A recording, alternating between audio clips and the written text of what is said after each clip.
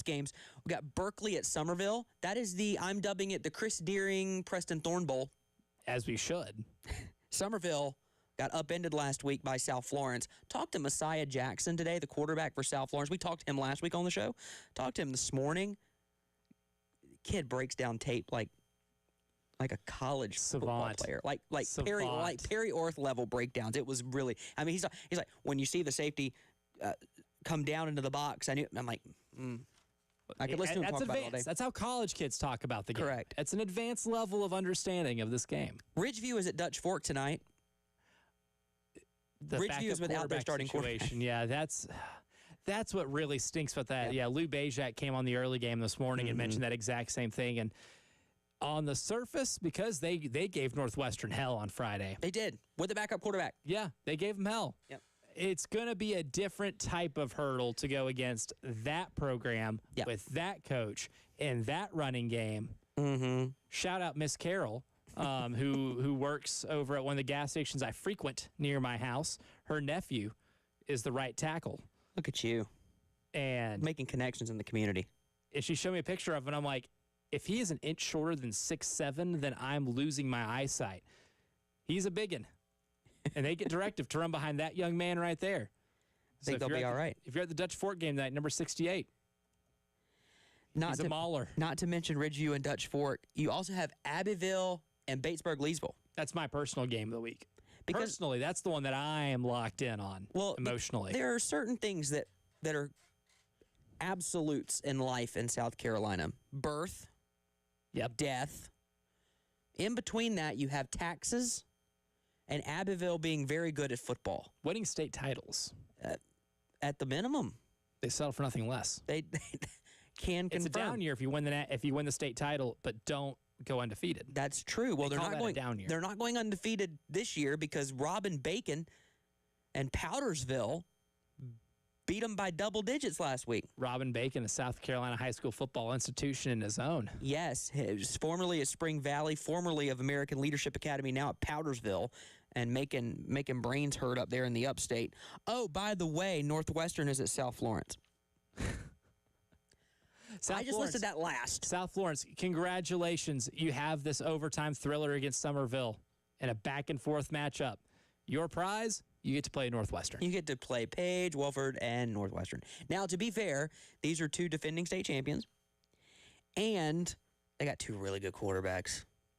And Messiah Jackson today called his number one wide receiver, quote, a dog. So highest compliment you can get in the sport. If I am a corner for Northwestern, I'm worried. By the way, I'm going to just go ahead and give you the breakdown here. Messiah tells me that they play a lot of man. Somerville played a lot of zone. He looked for Northwestern to play a lot of man coverage tonight. Expect one-on-one matchups on the outside and to have faith in his guys to go make plays.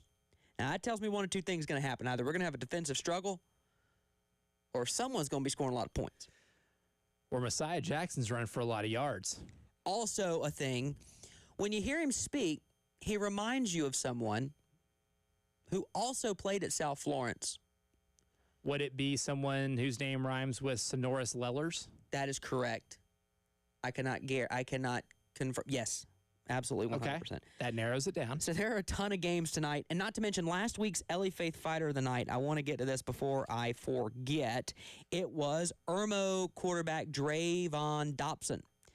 And Drayvon Dobson had himself a day. Let me go back to the Twitters, which is where I'm going to need to go to get this pulled up and to make sure we get the right numbers. Drayvon Dobson had, if I can find it, he had 3 touchdowns through the air, including a game-winning drive on the road at Burns. Not an easy place to win. That is, speaking of South Carolina high school football institutions. Correct. That's one of them. Burns is one of those. Burns, Dorman, Greenwood, Somerville. That pretty much caps it. Sumter. I'm getting yelled at, but you get my point. Folks are yelling at you a little bit. Yeah. Maybe a school in Anderson we can put up there too. Maybe there's Camden, Abbeville, Dutch Fork. Dutch Fork becoming that. I would argue Dutch fork is that. Has become that. I was about to say, be careful with your words, sir. Yeah, has become. Let me change my tense here. Yeah, by the way, not only is all of that happening tonight, we've got college football on a Friday night. James Madison coming in as what, double-digit dogs against Louisville? 13 and a half? 13 and a hook, I think is what it was, maybe 14 if you just checked in on it. We've got NFL action in Brazil tonight. Sao Paulo. Because that's what we do now in the National Football League. We play in Brazil. Yeah, on a Friday night. Friday night belongs to high school football. Roger Goodell knows what he's doing. The man is evil. And I'm saying it right now. Thanks to Jen, it just popped up on my Twitter. The Cubs won today, 11-5. I forgot baseball was happening. It's amazing. I haven't paid attention to baseball what happens. Not paying attention now that his team's out. I haven't paid attention since Game 8. Oh, yeah, that. I mean, what are you, like a White Sox fan? I'm a Braves fan. Oh, sorry. Yeah. This year, what's the difference? What's the difference, really? I think they split the season series. No, they'll be fine. They're built for the future. Anyway, he sounds really confident. Yeah, he sounds really confident. You know, as a Cubs fan, it's wait till next year. You know, you hear that a lot too. So I'm still invested in the season because we're actually doing. Not bad. You should be. Because you know what the Brewers do every year? The Brewers do what they do right now, and they look unconscious for a couple months, and then they go to the playoffs, and they blow it. They always do. I'm hoping. The Braves took 3 of 5 from them again in that division series back in 2021. That was a fun time. I miss that. I miss when the Braves were good. Well, you know what? You guys have gotten to be alive for your favorite teams winning a World Series. Twice. Yeah, you've been alive. I don't remember 95, but I was alive. My team has not won a playoff game in my lifetime. So, Oh, yeah, that's rough. Yeah. You almost did in 2020 against the Braves. Well, they want to play. Okay, let's Trevor Bauer. They've not won a playoff series. There you go. They go ahead and scratch. And not won a playoff series. Yeah. Since and very few playoff games. Yeah, I think the playoff games is really 2.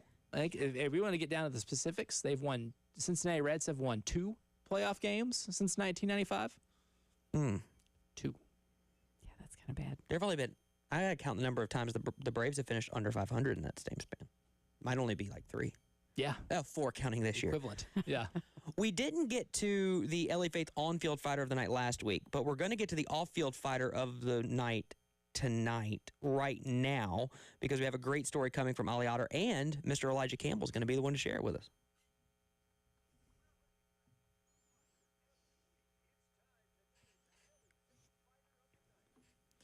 And for tonight, it is Davis Locke. Davis is a joyful, funny, caring, and truly one-of-a-kind 11-year-old boy fighting Philadelphia-positive B-cell acute lymphoblastic leukemia.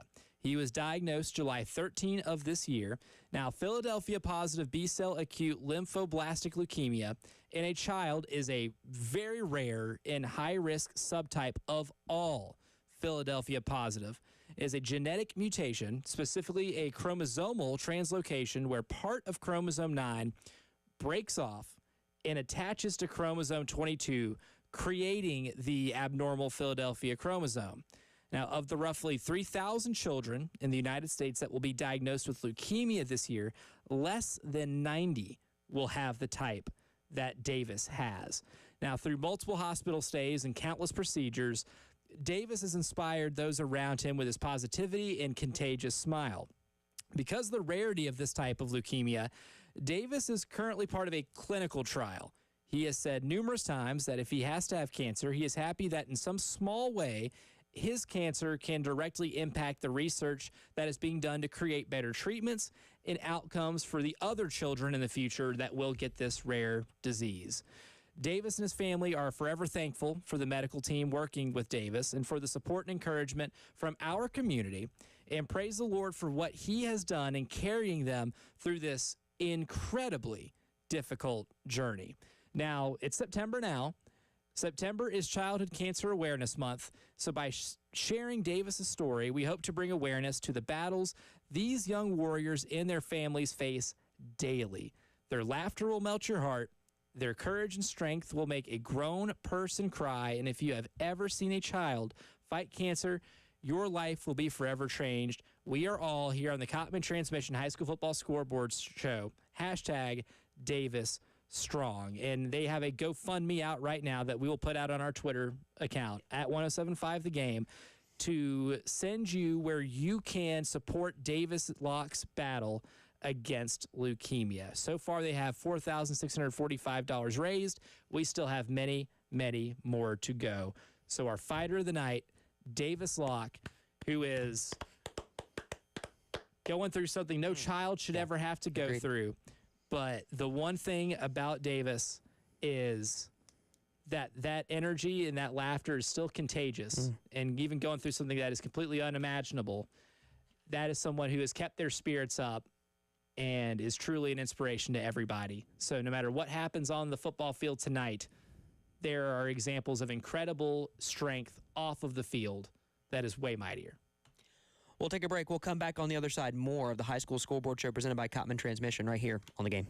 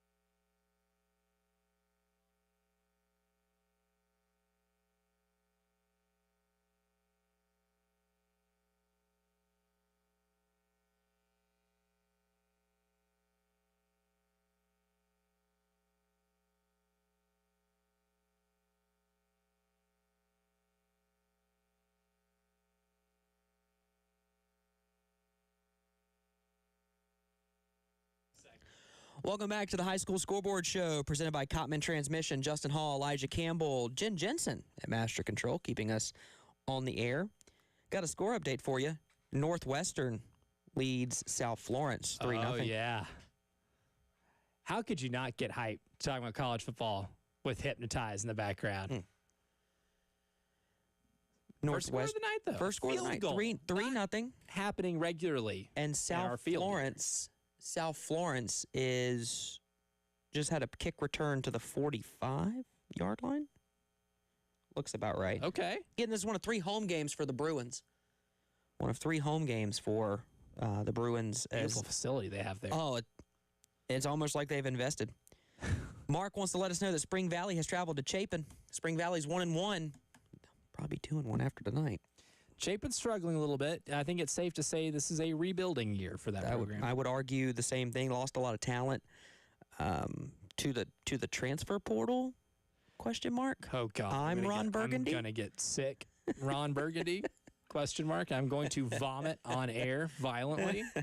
Ron Burgundy. I don't know if that's what we do here. I do have. We'll get to this later. First time for everything. I have to remind you about our Patriot League that we have. We'll get to that. Yes. Here in just a moment because it's going to be important. We didn't update you last week because after one week of games, I can't do that yet, and too many ties and not enough separation from the big boys at the top. We have our top 10 rankings across all classifications. We'll have our undefeated club coming up in just a little bit. We got games all across the state, from the upstate to literally by region. If you break our state up into 4 regions, upstate, low country, PD, and Midlands, you've got at least one bona fide matchup in each one. The upstate has Greenwood and Dorman. The low country has Somerville and Berkeley. The PD has Northwestern and South Florence. And the Midlands has several. The Midlands, the big one would be Abbeville and Batesburg-Leesville. But you've also got Dutch Fork and Ridgeview. So you've got at least one in every single corner of the state, which makes for a really good night of high school football. Because what's going to happen, Mr. Campbell, and we've been doing this now. This is our second full year together. What tends to happen is the games you aren't expecting to hit, if you will, they hit. And surprise you. I'm talking a Wagner-Sally-Swansea game that could see a combined 85 points. That's what I live for. That is what I am dying to see on any given night. Give me the shootouts, baby. I know my pal Preston Thorne in the mornings is here for that 13-10 slugfest. Mm-hmm. Not for me. Not in high school. I want more points. I want crazy unpredictability. Give me the twists and turns, right? Like I'm watching a soap opera. That's what I'm here for. We go to the phone lines, 803-404-6100, where you can hit us all night long. And our first call comes from our buddy Kale, who's got an update. First of all, Kale, where are you? Second of all, what's going on where you are? Hey, guys, I am calling for... Can you hear me okay? Of course. Loud and clear, brother. Sorry, the West Charlotte band is trying to drown me out. I'm here at South Point for number 6 in South Carolina, the South Point Stallions, versus the number 6 in North Carolina, West Charlotte Lions. So tell us about South Point. What should folks be expecting on the South Carolina side of this? Because we're all rooting for the Palmetto State team tonight. Patriotism in full effect. What can we expect from the Stallions? So while we do need to root for South Point, because obviously they're the home state team, West Charlotte has a recruit that both Carolina and Clemson fans need to pay attention to. 4-star 2027 safety Davion Jones has an offer from both South Carolina and Clemson. Those are both his top 2. As for South Point, 4-star safety Jazavian Currents is playing both safety and quarterback tonight, the number 1 player in the state who's committed to South Carolina. And offensively as well, Anthony Baxter, 3-star offensive lineman who's committed to South Carolina.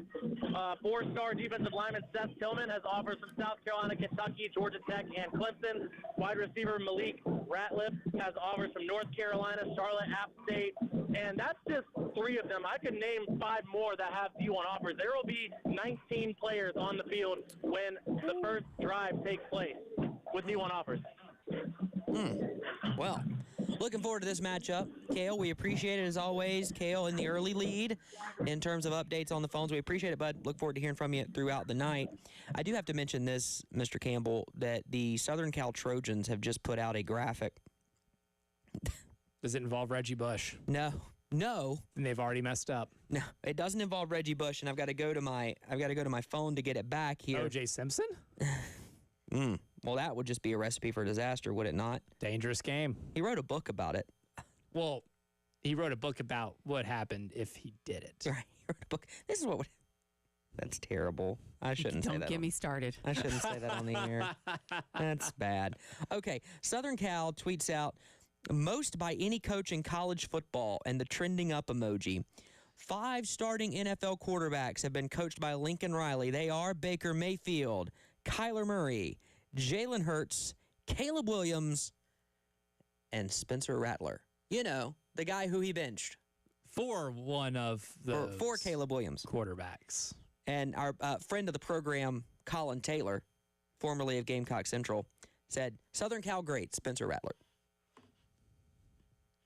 because you can't claim him. You can't. You can't claim him. Southern Cal great Baker Mayfield. South Carolina literally has a starter in week 1 in high school football, or excuse me, in the NFL. That's never happened before. Ever. When I found out that was the first time, I was floored. Well, there's no other one that would even be remotely close to you thinking would have been one. A school. Anthony Wright, maybe, but no. Anthony Wright did start a playoff game. He did. Against the Tennessee Titans. And Connor Shaw started a game for the Browns, I believe against the Ravens. Ironically enough. Or was it? Yeah. So there have been starters, but nothing like this. Not on week 1. And I get it, Spencer Rattler in New Orleans. I get he's kind of the sacrificial lamb until they can get the guy they drafted ready, and it's a rebuilding year, whatever, local Saints fan here. Stink. But it's still a big deal. It's a huge deal. It is absolutely a huge deal. And you know what? I hope they win 5 or 6 games and surpass that expectation. That way they can trust him to take the franchise forward. Look at you, you Saints fan. Oh, if they win 3 games this year, I might be thrilled. They're going to stink. I am concerned about my Falcons of Atlanta, but that's neither here nor there. My computer just completely died.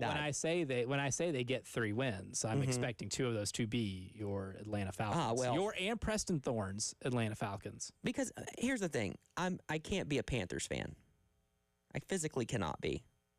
I've been to the stadium. It's a nice stadium. Now you're a local here, so I am curious to hear your thought process behind Nothing about that team is South Carolina. Everything about it is North Carolina. The stadium, very true. The colors, everything. It's not even on the state line. Like be Carowinds.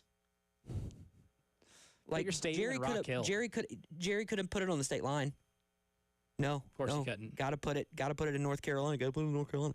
Nothing about that. The only thing South Carolina about that team is J.C. Horn and the South Carolina state flag on the top of the stadium. Now Bam Martin Scott.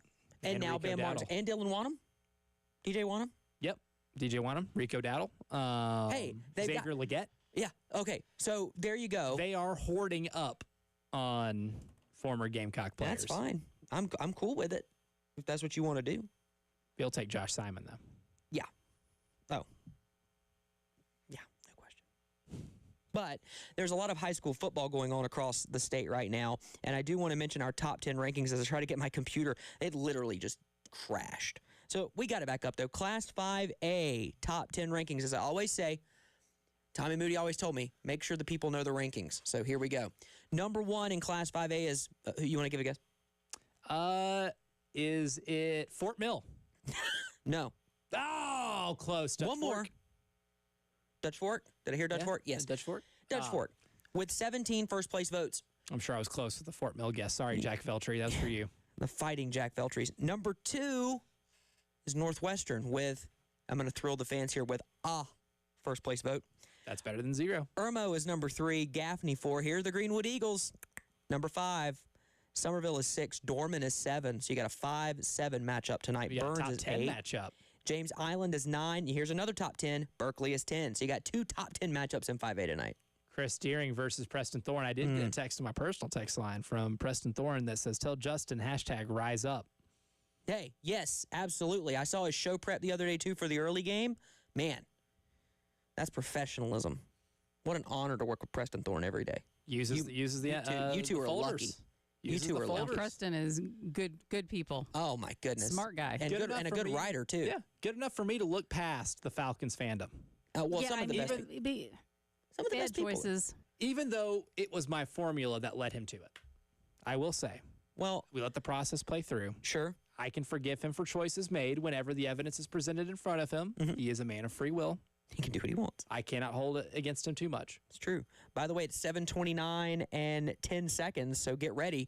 We got games kicking off in less than 1 minute, and Northwestern kicked off at 7 because that's what we do here. By the way, there was a game last night. Ashley Ridge defeated Wando 24-0. Sorry, Jamie Bradford. Yeah, well, he predicted them to win 70-0. Close. Off by a smidge. Yeah, off by a smidge. Class 4A, South Florence is number 1. Who's number 2? In 4A. 4A. I'm blanking. South Point. South Point. With first place vote. Does David Clowney still play there? No. Okay. Dang. North Augusta is 3. AC Flora, the Fighting Tommy Moody's, number 4.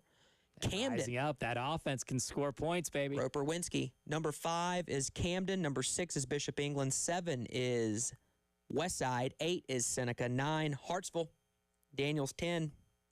Shockingly, Airport's not receiving votes. I don't know what's going on. Well, they're only 0-2 right now. They get a win against Orangeburg Wilkinson tonight. Then 1-2. Then you're 1-2, and that puts you one game closer to being in that top 10. I might give them a vote if they gave me one.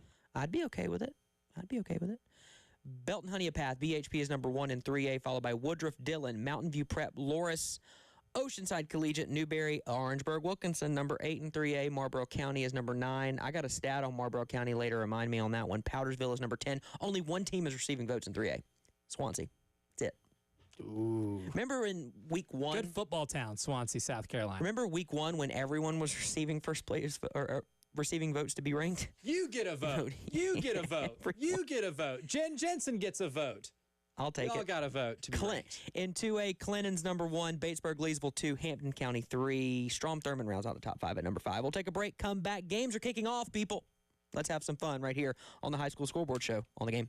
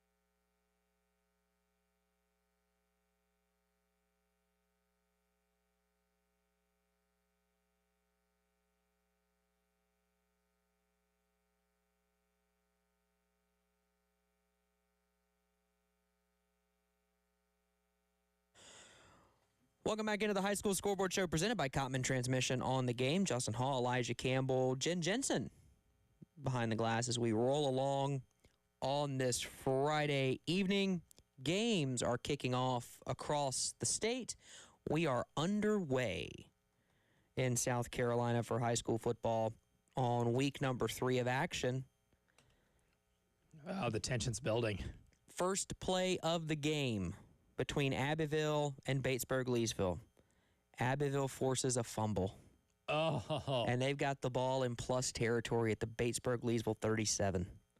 And here we go. Ridgeview wins the toss. They defer to the second half. Smart. Jack Veltri up there covering that Fort Mill game. Of course he is. Of course he is. It's like, Wes, Chris, does this count as billable hours? To cover my alma mater. Darren Usher is at South Point tonight. Darren is, according to his Twitter. By the way, thoughts on the end zone? You seen the picture? I love it. I'm good with it. I'll be there tomorrow. Well, here's the thing. South Carolina doesn't have a traditional type end zone. Now, schools like Notre Dame, Tennessee, not even Florida. I'm cycling through them. Alabama, I guess you can count that in terms of schools that have had the same end zone design forever. Clemson had the same one for a long time. Then they changed it to the block letter. And for some schools, like your end zone look is kind of like an iconic staple of what your branding is as a program. Yeah. Since South Carolina's not that, I'm cool with kind of finding ways to make it pop a little more. I love the garnet color in the end zone. I love the palmetto tree in the end zone. They didn't go anywhere, folks. Nope. They didn't go anywhere. All that hand wringing. Now the palmetto tree's worth 6 points. Ooh, look at you. If anything, it upgraded. Two 3-point conversions. If you will, two of them. 2 3-point conversions. I'm good with the garnet end zones. I want to see how it looks. I mean, I know South Carolina, when they did the blackout in 2017, I was covering that game against Kentucky. Had the end zones around it blackened, and that was when they debuted the fire, and the fire didn't work, and epitome of the Will Muschamp era. But yeah, really. But I will say, as a 90s kid, I missed the diamonds in the end zones. We used to have paintings in my grandparents' house of that field and the diamonds in the end zone. Wait, Carolina had diamonds in the end zone? Oh, brother, I'm about to learn you something here in a second. What year would that have been? That was the Brad Scott years. That was the Brad Scott years. Oh, I guess that's why not a lot of people remember them, because they weren't going to the end zone a lot. Well, I don't know. That offense was pretty decent for a while. Then the wheels fell off. It's fine. A lot of great players played here in the 90s, by the way. The team might not have been great, but the talent was there. Here's what and the friends we made along the way, most importantly. Here's what that looked like. Let me see if I can pull it up. I'll have to pull it up in a second. There it is. You can see it a little bit there. That's what it looked like. Taking a look. You know what? Diamonds with Carolina written in them. Oh, okay. I have seen that. I like those. You know what? Wouldn't be opposed to going back to that. It's a very 90s look. The 90s stuff is back in style. I mean, I've got the throwback hat from those years. Dutch Fork and Ridgeview underway. Look at the TV game getting the rankings beside them. See that? Shout out Watch Fox. Is Ridgeview? They do a good job anyway. But they do. I do like that they're enhancing the broadcast a little bit, putting the rankings next to them, letting the viewer know this is a top 10 matchup. Dorman and Greenwood underway. Dorman won the toss, deferred to the second half. Greenwood will start with the football, moving right to left as if you care. They'll start at their own 20. South Florence took the lead 7-3 on Northwestern. Northwestern answers back. It's 10-7. I feel good about South Florence winning this game at home. Classic. I know they're down. I know Northwestern just scored right now. Missed a hold, and then have you ever seen a quarterback on a scramble down toward the goal line? He's now in open space and he pushes his blocker ahead of him.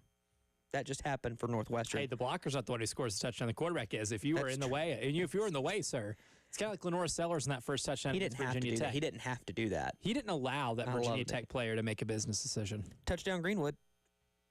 7-0. Thank you, Bill, for that one on Twitter. The artist formerly known. Abbeville gets 12 yards on their recent play to get a first down after losing 8 on the previous. Now, I'm rolling with all of these on Twitter, by the way, right now. See, the Batesburg-Leesville-Abbeville game is something I'm really excited to watch. Abbeville always has it with their defense, right? They always bring it defensively. In terms of one-man versus defensive unit matchup, Amadre Wooden for Batesburg-Leesville tonight. Last year, on a weekly basis, we're getting the reports of what his stat lines were week in, week out. I'm excited to hear what it is against Abbeville tonight. That's a true test for that young man. If we had the LA Faith Fighter of the Night on the field last year, how many times would he have won it? At least 3. I would say at least 3. At least. That's a fair point. Because he put up some video game numbers. And we are good at diversifying, who we like to highlight. It's important. But I still think he would have earned at least 3 nods last year. At least 3. Camden is up 7-0 on Hartsville in the first. Well, maybe according to Uncle Lou. Maybe they will walk into Kellytown. I don't know, man. River Bluff is hosting Nation Ford, the Fighting Jake Bentleys tonight. What a catch in that Dutch Fork game. A contested catch. Good throw, too. When you're the TV game in these parts, you get a lot of run here on this program because we can watch you. By the way, look, Dutch Fork has a palmetto tree in their field. 2 of them. I respect it. We got plenty of great games. Let's get to the Patriot League really quick. In case you missed it, this year is the 250th anniversary, or next year, it's the 250th anniversary of this great nation. I'm so patriotic, I'm tongue-tied on this. The 4 divisions are based completely on Revolutionary War generals who fought battles in our state. So we have the Andrew Pickens Division, the Francis Marion Division, the Thomas Sumter Division, and the William Moultrie Division. Here are your updated standings. By the way, someone's winning this whole thing at the end of the year, and we are, industry term, efforting a trophy. They don't know they're playing for this title, but they're playing for it nonetheless. Correct. It's the most important thing they'll play for this year. Correct. State championship, what? All right, so let's start in the Pickens Division. Spartanburg brings up the rear at 0-2. They're tied with 96 at 0-2. Pickens, the Blue Flame, the namesakes, are 1-1. And Dorman is 2-0. They lead the Pickens Division after 2 weeks. Early lead for Dorman. We're in the Francis Marion Division. The namesake Marion is 0-2. Hilton Head's 1-1. Bishop England is 1-0. They were one less game, but they haven't lost. So they're number 2. James Island defending the island. They're number 1 at 2-0. The William Moultrie Division, even though they lost last night, Wando's still the leaders at 2-1. Okay, see, it's not a terribly harmful loss. The Fighting Preston Thorns of Somerville are 1-1. The Iron Horses of Philip Simmons are 0-2. And Beaufort is 0-2. And finally, in the Thomas Sumter Division, the Brooklyn KC Bearcats are 0-1. So they're in last place. Sumter is at 1-1. Orangeburg Wilkinson has played one less game, but they're 1-0. Therefore, they are number 2. Yes. This is how math works.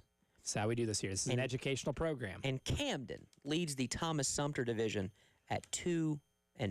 It would simply be fitting for Camden to win this, given the history. Battle of Camden. Yes, given history and what we know about the founding of this great nation, it would be very fitting. Don't you wish that there was a Cowpens High School, which I'm pretty sure there was back in the day before they combined and made school districts very large. By the way, that Batesburg-Leesville fumble was on the first snap of the game. Yeah, first you want to snap. avoid that. Don't set a negative tone, my friends. Worst part of that, too, the advantage that you get of getting the ball first is completely erased. Now, once we get to that section of the game known as the middle 8, the last 4 minutes of the second quarter, the first 4 minutes of the third quarter, you're now at a possession disadvantage. So it's hard to understate the importance of when the team gets the ball to start the game, how important that drive is because of how possessions will play out. That's why so many teams defer to the second half when they win the toss. Correct. Is because you can put yourself at a possession advantage. Correct. When you turn the ball over in your own territory to start the game, you immediately lose the possession advantage. And the advantage the other team has only gets heightened. You then have to be significantly better throughout the course of the game to make up for that. By the way, that deep ball from Dutch Fork was to Stone Furry. I don't know if you know him. Do you know who his dad is? I heard his dad coaches something at South Carolina. Equestrian? Well, they are thoroughbreds. Some people would describe Nick Harbor. I describe him as an alien. That's my term. That they're aliens playing for South Carolina. There are 3 of them specifically, maybe 4. I'll let you think about who the 4 are. But I would consider aliens. Yes. Yes. William Joyce? Yes. William Joyce? Yeah. Yes. No, there are 4. I'll give the audience a second to think about that. But Dutch Fork did have to punt, by the way. They did have to punt. So Deep Ridgeview. Inside, they're in Ridgeview territory. Oh, boy. Ridgeview gets a dump pass, and they're across the 30, and they're up toward midfield. Great wide receiver blocking. Oh, my goodness. Number 4. Whoever number 4 for Ridgeview is. No block, no rock. That man deserves the rock at some point in this possession because the other receiver makes the catch, and it's about what, maybe a 10-yard pass? Yeah. Number 4 lays down a block that buys the receiver who caught the pass. 15 more yards? At least 15 more yards. And by the way, on our other screen, we've got Louisville playing James Madison. Speaking of Revolutionary War heroes. Oh, look at that. James Madison is up 7-0 as they near the end of the quarter, and I'm loving the midfield logo for Louisville, by the way. Oh, it's Loving beautiful. It. That's what I'm looking for. They do have sport-specific logos that they will put at midfield or midcourt, because for their basketball one, it's that same cardinal, like humanoid cardinal, but it's dunking a basketball. This one's just tucking the football and running. Wish they'd have that on their baseball field, too. Jen, I'm regretting not picking JMU for our underdog challenge. It was on my list. It was on my list, but I did not have the stones to take it. And now I'm starting to have some instant regret. It's just the first quarter. You got a long way to go. Don't worry about it. But we have one final quarter of this first hour still to go. We'll wrap up hour number 1 of the High School Scoreboard Show, presented by Cotman Transmission, right here on The Game. What was that website you used to get all the standings on one spot? HSSR. By the way, in my text messages to the coaches,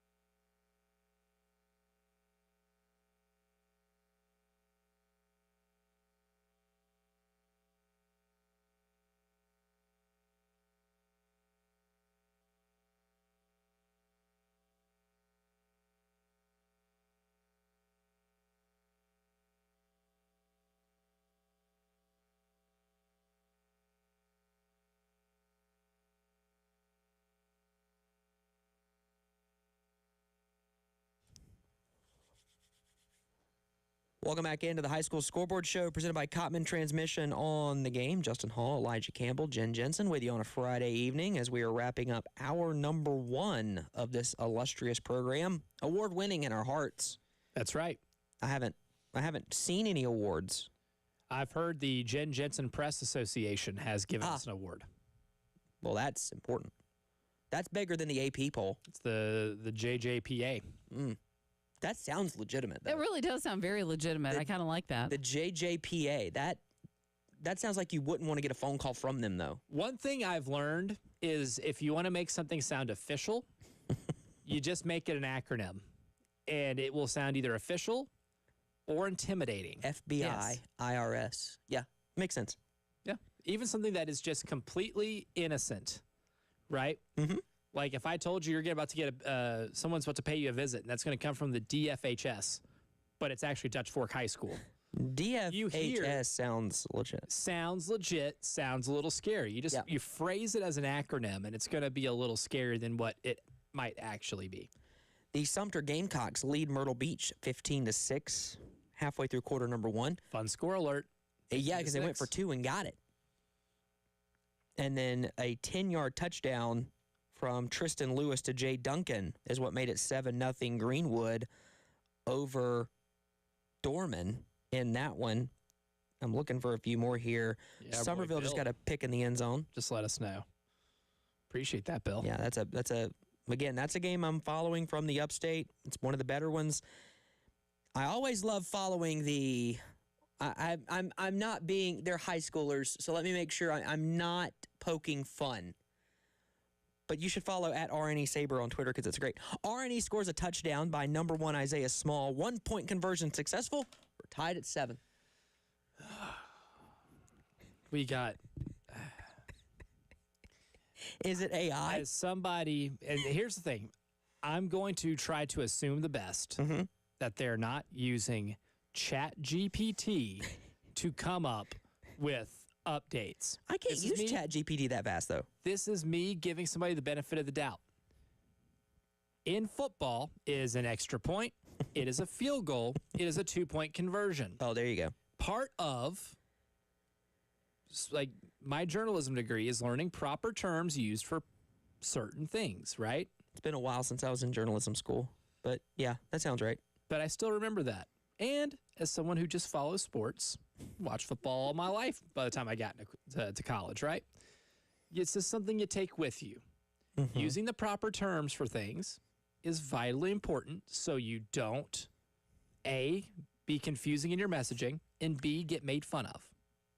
Because right now, let me help you. Help me help you. Yeah. Right? Like, we're trying to help out here. Please. I've got a uniform game between White Knoll and Brooklyn Casey. Ooh. You know it's a good night when I've got 3 high school football games on screen at one time. It is all blue for White Knoll and all white for Brooklyn Casey. That's what I like to see. And their field, the middle script on their field is the bank.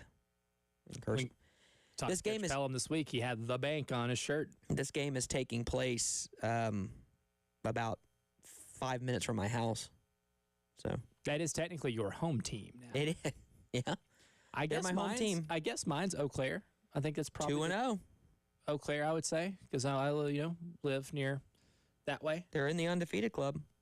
That's my Eau Claire Shamrocks to you, buddy. There you go. Me and Jermaine O'Neal. Couldn't tell you apart. The South Florence Bruins have taken the lead over Northwestern. It's 14-10, but Northwestern is driving points. We are at a combined 24 points in 13 minutes of game action. Let me do my quick math really quick. That's almost 2 points per minute. I like that pace. Now we're speaking my language. And another quarterback keeper gets them close to a first down. So Northwestern, the Trojans, are moving the football. The first team to get a stop wins. Very similar to that game between South Florence and Westside last year, state championship. Oh, my God, that was fun.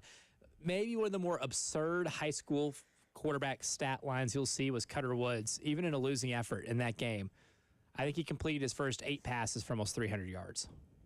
Because they were all bombs. Yeah, he was connecting on everything. Yeah, connecting on everything. That offense, man, was absolute box office for a night. 4:44 to go in the first quarter. Lucy Beckham and St. James tied at 7. Looking for a few more. Mountain View Prep is up on St. Joe's 7-0 with 2:41 to go in the first quarter. Turnover on downs. The Dorman defense stops Greenwood on 4th and 11. And I'm reading this tweet as the Eagles ran the, quote, hide the little man jet sweep. Kentavian Anderson came up with the tag. I would love to know what that play is and if that's the name.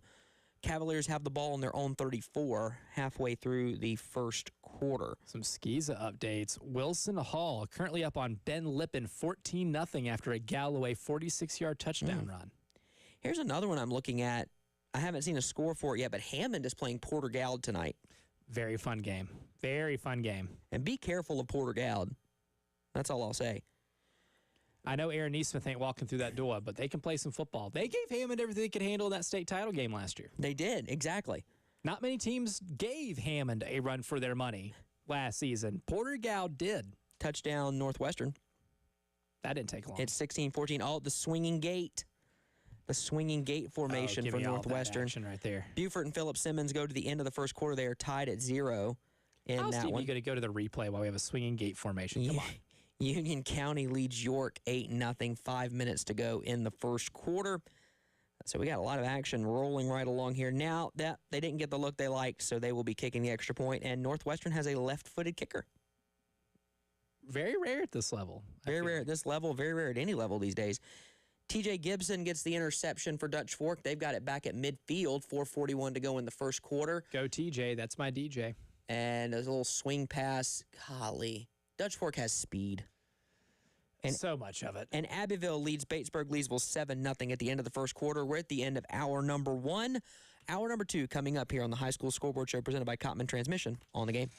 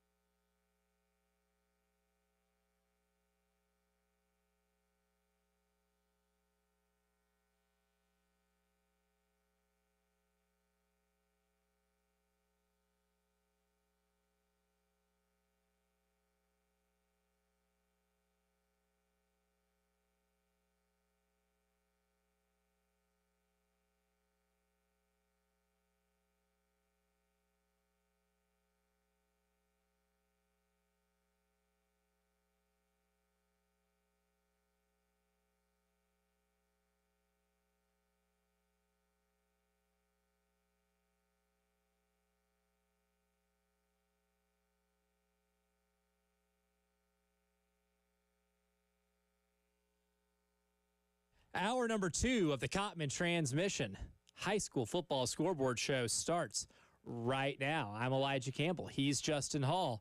And one of the games that we are talking about, Jen Jensen behind the glass as well. Feels like it's 6 a.m. all over again. Well, it's dark, so it kind of feels that way. Yeah, and it's dark outside. Equally as dark outside, yes, for whenever we're on air, but just for a completely different reason. Yeah, and it's not going to get any lighter as the show goes on. It's, Can confirm. Yeah, this time it's dark the entire time. Yeah, it's a little different. For its entirety.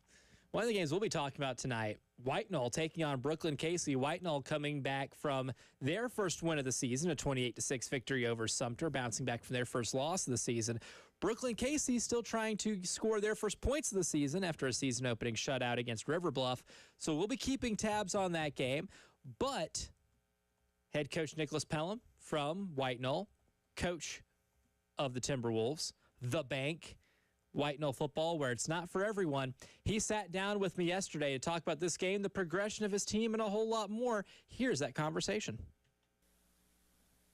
Welcome back to the Cotman Transmission High School Football Scoreboard Show. I'm Elijah Campbell, sitting here with Coach Nicholas Pelham of the White Knoll Timberwolves. Got the bank shirt on right now. And, Coach, before we dive into anything else, I will say, the merch department for White Knoll has increased a little bit. I love the slogan. Love the bank on the shirts and everything. Coach Fiddler was in with us last week, live breaking down all the games, and he was wearing one himself. You guys in the swag department have definitely gotten up a couple notches. Well, yeah, I'm not really swaggy myself, but yeah, when we got there was no identity. Nobody knew where it was. Nobody knew what we were about. And a really good group in 23 just kind of, we want to be the bank. And so we put it on our field, and our kids rallied around it, and it's become a term of endearment as opposed to something of detriment. So we're very proud of our identity that we've built. And, of course, the athletic director, your colleague, Shane Fiddler, made it very well known to us that the slogan is White Knoll football, not for everyone. Or it ain't for everyone. Where did that one come from? I stumbled on that one. Our first year in 21, we had a running back, Jaquez Frederick, and he had every chance to transfer to other schools. And in fact, he was already 1 foot out the door when I got the job. And we talked him into staying and finishing his senior year. And he had a really up and down year. He had some health issues, had some injuries that he battled through. But somehow, some way, we beat River Bluff in the last game of the regular season to make the playoffs. It was our second win in the whole year. And I remember talking to a reporter afterwards, and I had Jaquez there, and I just said, this program's not for everybody. It takes a real man to be a part of it. It takes a real man to work. Guys like him, he embodied who we were. He stuck with our school. He stuck with our program. It worked out for him. He ended up and played a little college football and enjoyed it that way. So it's not for everybody. We include everybody, but not everyone stays. Not everyone wants to do the work. Definitely not for everyone. Yeah, football, one of those sports, there's definitely a weed-out process, but especially as in your program, you guys have it where you want it. Well, yes, sir, but I would also say that it's kind of the last high school sport that is for everyone. Anyone that wants to be a part of it, anyone that wants to work, anyone that just wants to be a part of it, there's a role for someone. And I feel very strongly about that. We have some players in our program that know they're not going to be college football players, and they know that this is the last time that they're going to be playing. And sometimes they even know they're not going to be getting on the field, but it still means something to them to be a part of it. I think that's I really think it's the last high school sport that we have that if you want to be a part of it and you want to show up and you want to keep working year-round, we'd love to have you because there's a role for those people in our program. One of the best parts about high school sports in general is just getting to be a part of something like that. And that's one of the most transformative experiences of my life personally. And I'm glad other people, still that tradition of the sport still gets to continue. For you guys this year, I don't know if you could have had a stranger way to start the season than playing a game that featured a 24-hour overtime. But you guys were a victim of the weather in the artist formerly known as Week 0 around here, the first week of the season. But a really weird circumstance, playing against an incredible Camden team. How do you think you guys kind of handled that, and what lessons were you able to learn from that to be able to transform your team into being able to win and take care of business the following week? Yeah, we tried to move the game up, and then we still got some lightning issues, but that wasn't the real takeaway from it. The real takeaway from it was we got out-toughed. And that, I had to look at that. Our kids had to look at that. We had to own it. We had to eat it. We had to enjoy it. We got out-toughed, and we got out-coached, and we got out-played, and we got out-prepared by Camden. And I think we all just kind of took a deep breath, and we didn't point fingers. I was real happy. The last couple of years, I don't know if our teams in the last couple of years could have handled that loss. We have high expectations. We work a lot. We talk about championships, and we came out and we got out-toughed. And it was a really hard pill to swallow, but nobody was pointing fingers. Everybody wanted to get back to work. Everybody knew that we could still reach our goals and get to where we wanted to be by the end of the year. We had an awesome week of practice, and we played much better on the field, and we got back to White Knoll football being tough and hitting and not really worried about the little dings on your arm or your elbow or your ankles, and we just out-toughed Sumter as much as we could. White Knoll head coach Nick Pelham's on with us right now. And, Coach, one thing I really appreciated about you and your team last year, you were very upfront about our off season. You guys lost a tough state title game in 23, and you're like, maybe we are not coming in with the same hunger this year, and you guys figured it out throughout the course of the year, and you really, saw a transformation in your team throughout the season. How has that maturity kind of carried over into this year now that you kind of got a little bit of a reset? I was just thinking about that this past weekend. Our best players are finally our best practice players again. I think that's made a huge change in kind of our experience that we have coming back. And I also feel, really for the first time, our core players, our best players in our program, they're there at our school to play football. They're serious about it. It's a job. It's what they do. It's their identity. It's who they are. Instead of just a hobby, that's kind of one of my phrases is, this is not a hobby. This is not a hobby for anyone. This is not fun. Fun is, like Coach Knotts used to say, fun is doing it well. Fun is when you put in work and you do something successful, and you're successful with a group of people. I'm really proud of the group that stayed in our school and the group that stayed with our program. They have a very professional mindset almost, that they're here to do this job. They know they got to get their treatment. They know they got to meet. They know they've got to learn. They know they've got to get some rest. They know they've got to hydrate. It's not a lot of silliness with this group. It's not a lot of, I don't feel like practicing today. I don't want to do this. They show up and they work, and they're almost a real professional mindset of, hey, we know we can be pretty good. We got to get better.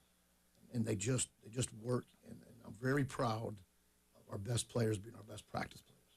And one of the players that have been part of this program in the last couple of years that's seen a lot of the success and has been able to learn through a lot of the lessons that we just alluded to, Tyon Fanning, your running back, starting and being a big contributor as a freshman, worked his tail off to get to now where he's a junior, a bigger part of the offense. Where have you seen him grow a lot, especially as a football player?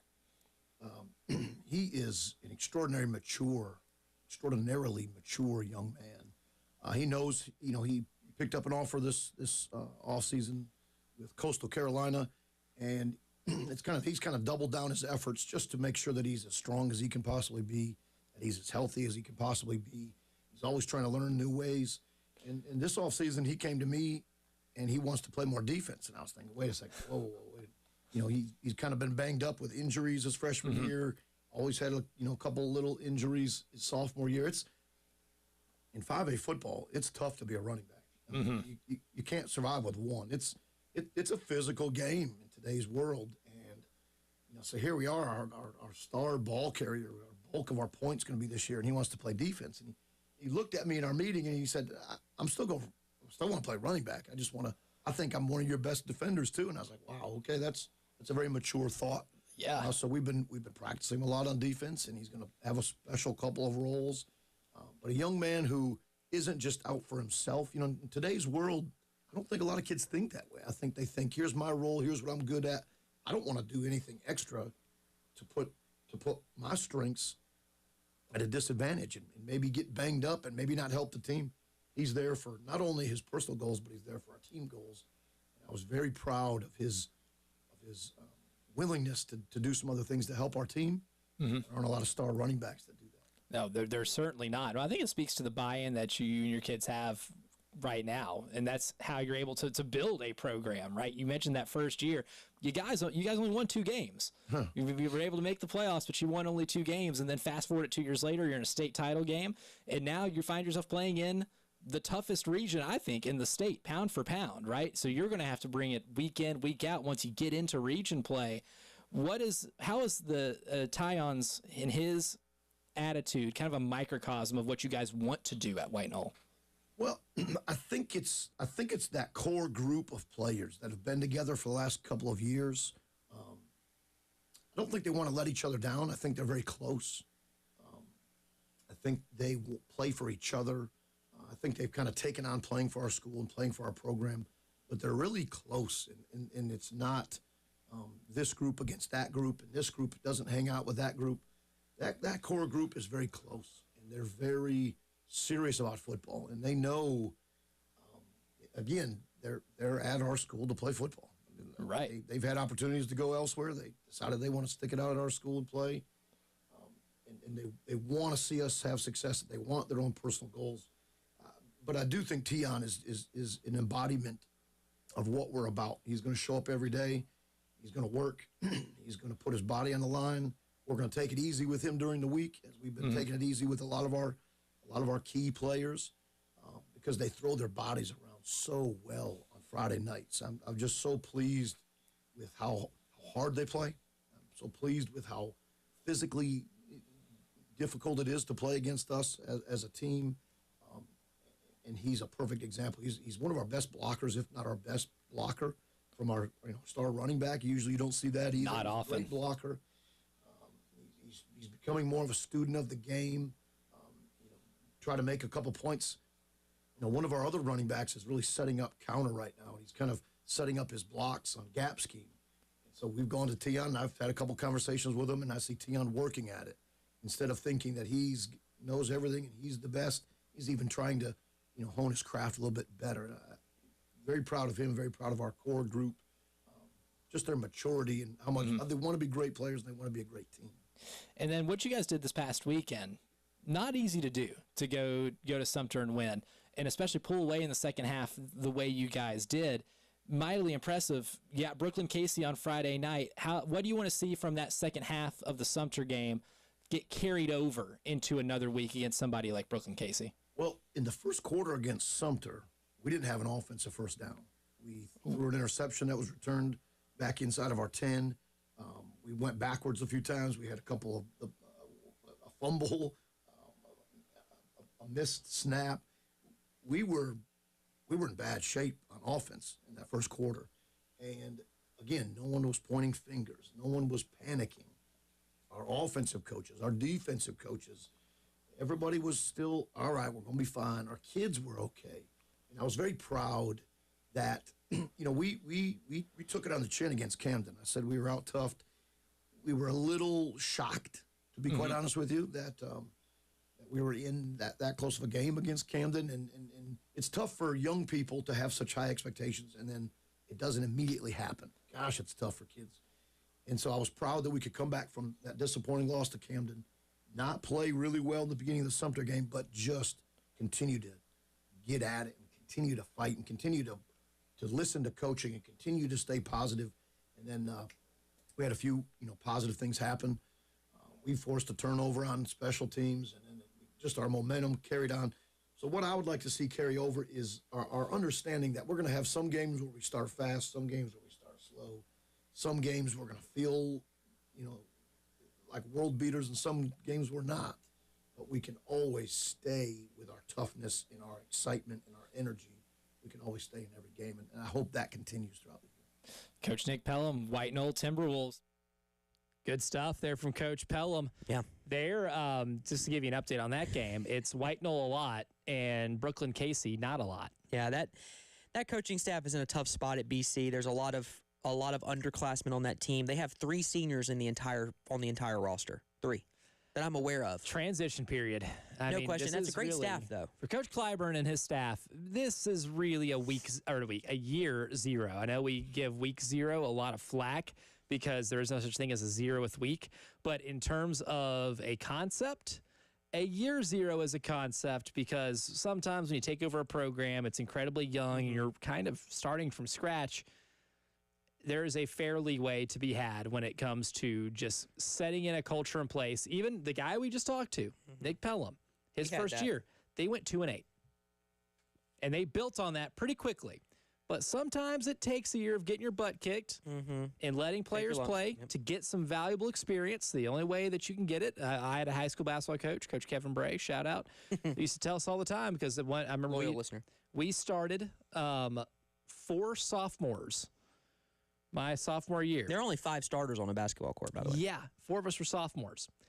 And he used to say, here, and we took our lumps. We were under 500 before the halfway point. He goes, fellas, experience is the toughest teacher you'll have because it's the only teacher that you have that'll give you the test first.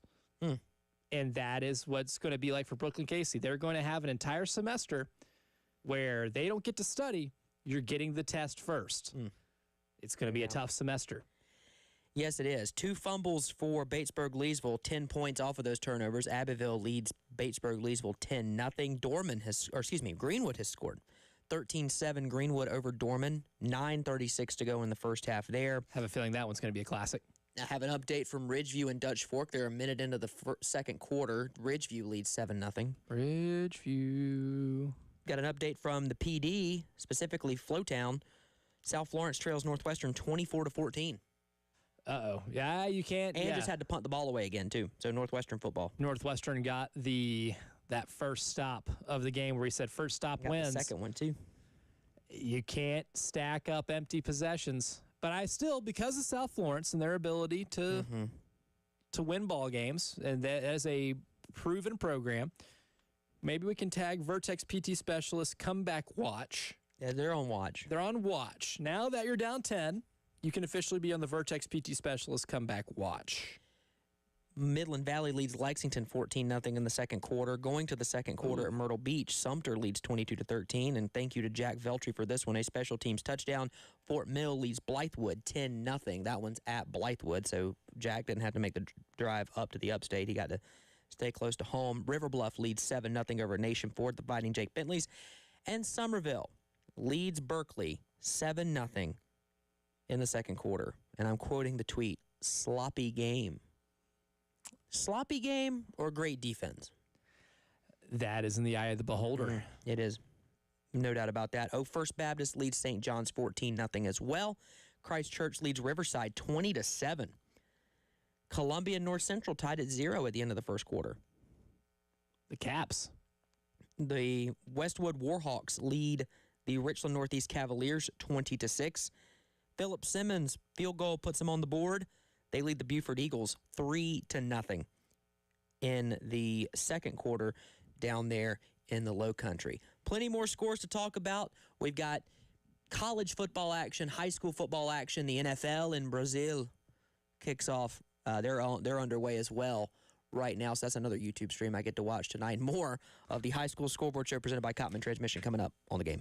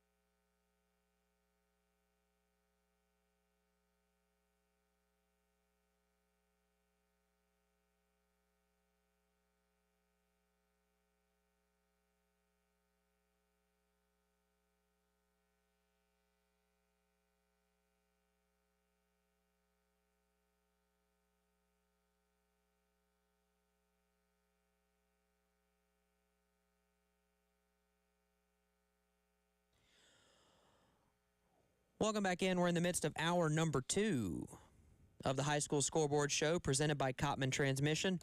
On the game, Justin Hall, Elijah Campbell, Jen Jensen. We got games all over the place. By the way, Northwestern is about to put this game out of reach. I know that we're on Vertex Specialist comeback watch. I get that. I'm not exactly optimistic. Northwestern up 10. They've got the ball inside the 5 going in against the Bruins of South Florence. James Madison leads 7-3. Ridgeview still up 7-0, but a big run by Dutch Fork has Dutch Fork in business with 9:18 to go. Oh, look at that hard count. Oh, look at the hard count again from Knotts. Lil Knotts Sends a man in motion. Look at that. That's a quarterback who understands the system right there. It's almost like he's lived with it. Touchdown Chargers. Good for my fantasy in football Brazil. team. Justin Thank Herbert. you. Oh, but there's a flag. Don't worry. Don't worry. Oh, come on. It's a touchdown against the Chiefs. Don't worry. Don't worry. We'll fix that Is real there quick. a team in all of sports that dabbles in the dark arts worse? Oh, it's a roughing the passer. Against the Chiefs. In basketball, we call that an and one. Son, and one. So here's what's happened. Once Taylor Swift and Travis Kelce got engaged, the world rotated on its axis properly. And because he got Taylor Swift, now the referees say, okay, we probably should lay off. Yeah. I mean, well, they literally have everything now. And you can't just have everything. No, you can't. Oh, and that's a bona fide shot to the back. Oh, I mean, yeah, he tried to pull George up. but Karloftis, he put a shot on my boy Jay Herbo after the fact. I did not take the time to make, and by the way, I have a DJ Uiagalelei sighting on the sideline just now. Hey, he lives.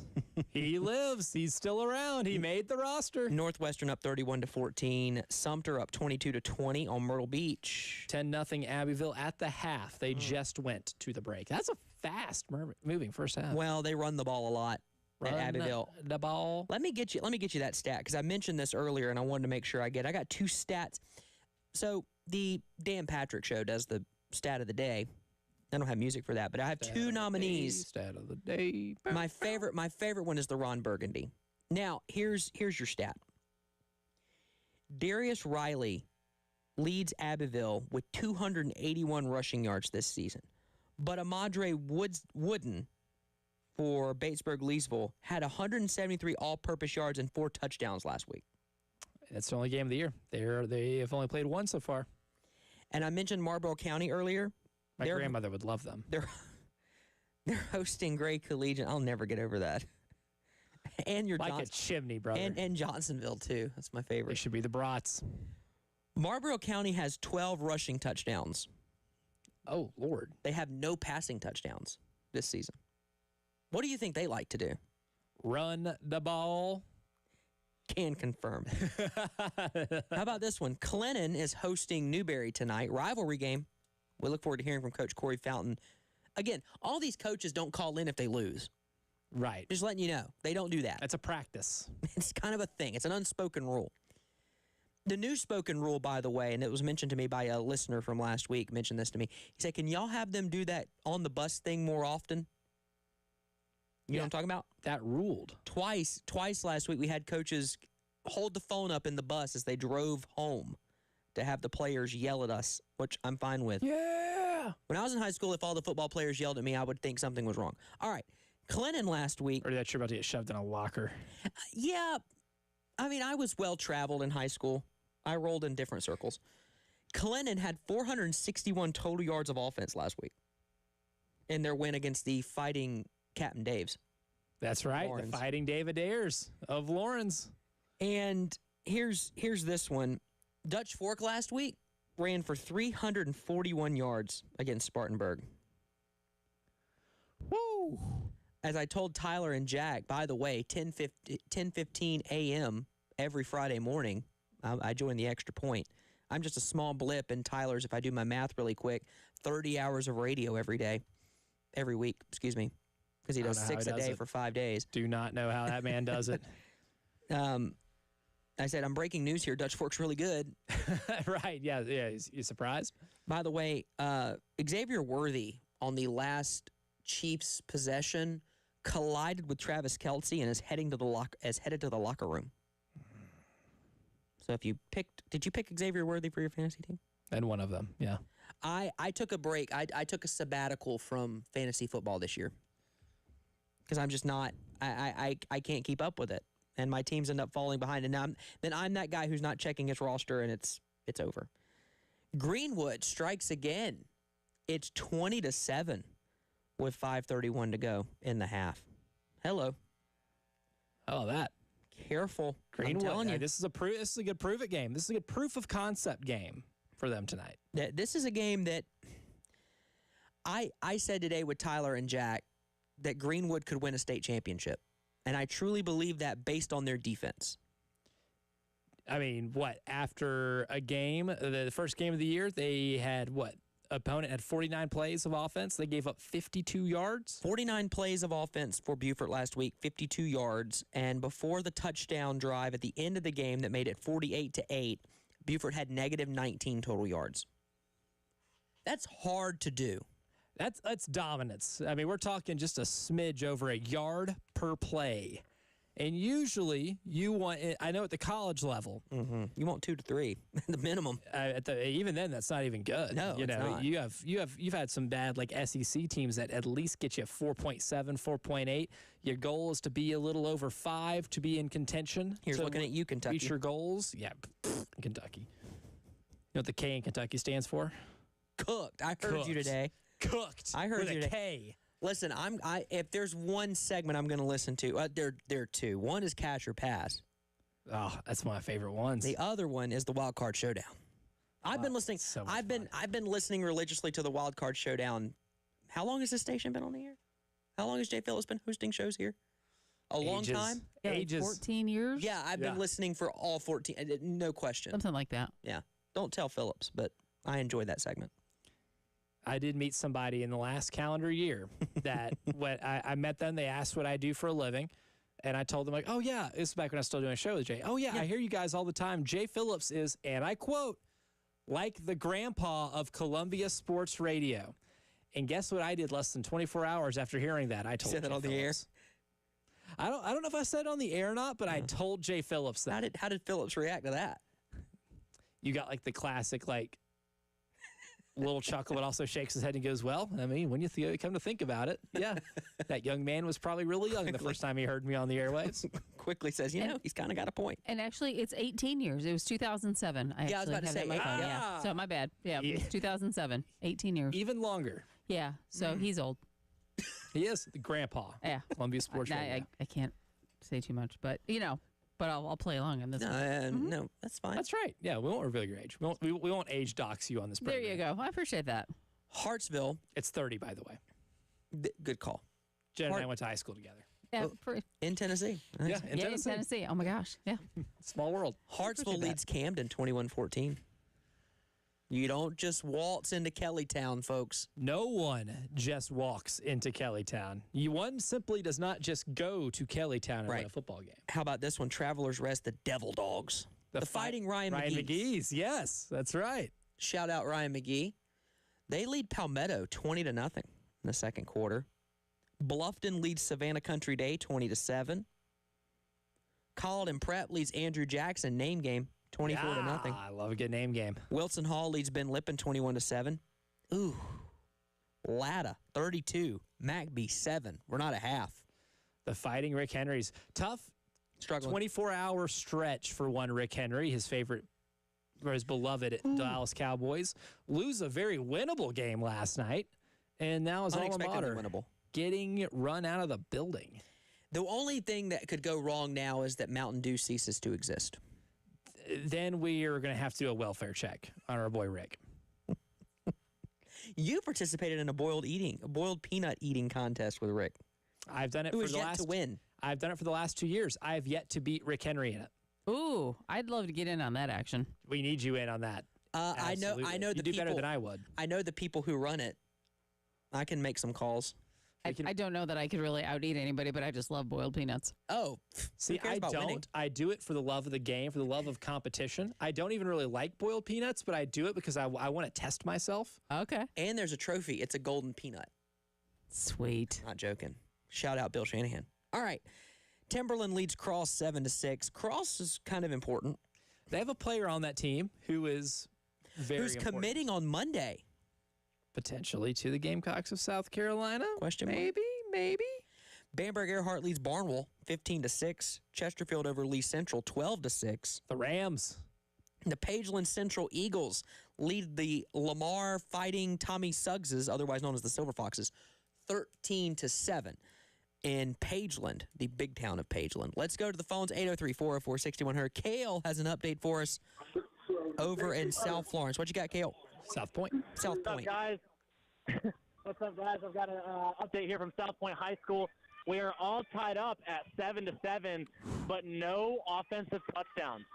Interesting. Ooh. How did we acquire these touchdowns, Kale Wilson?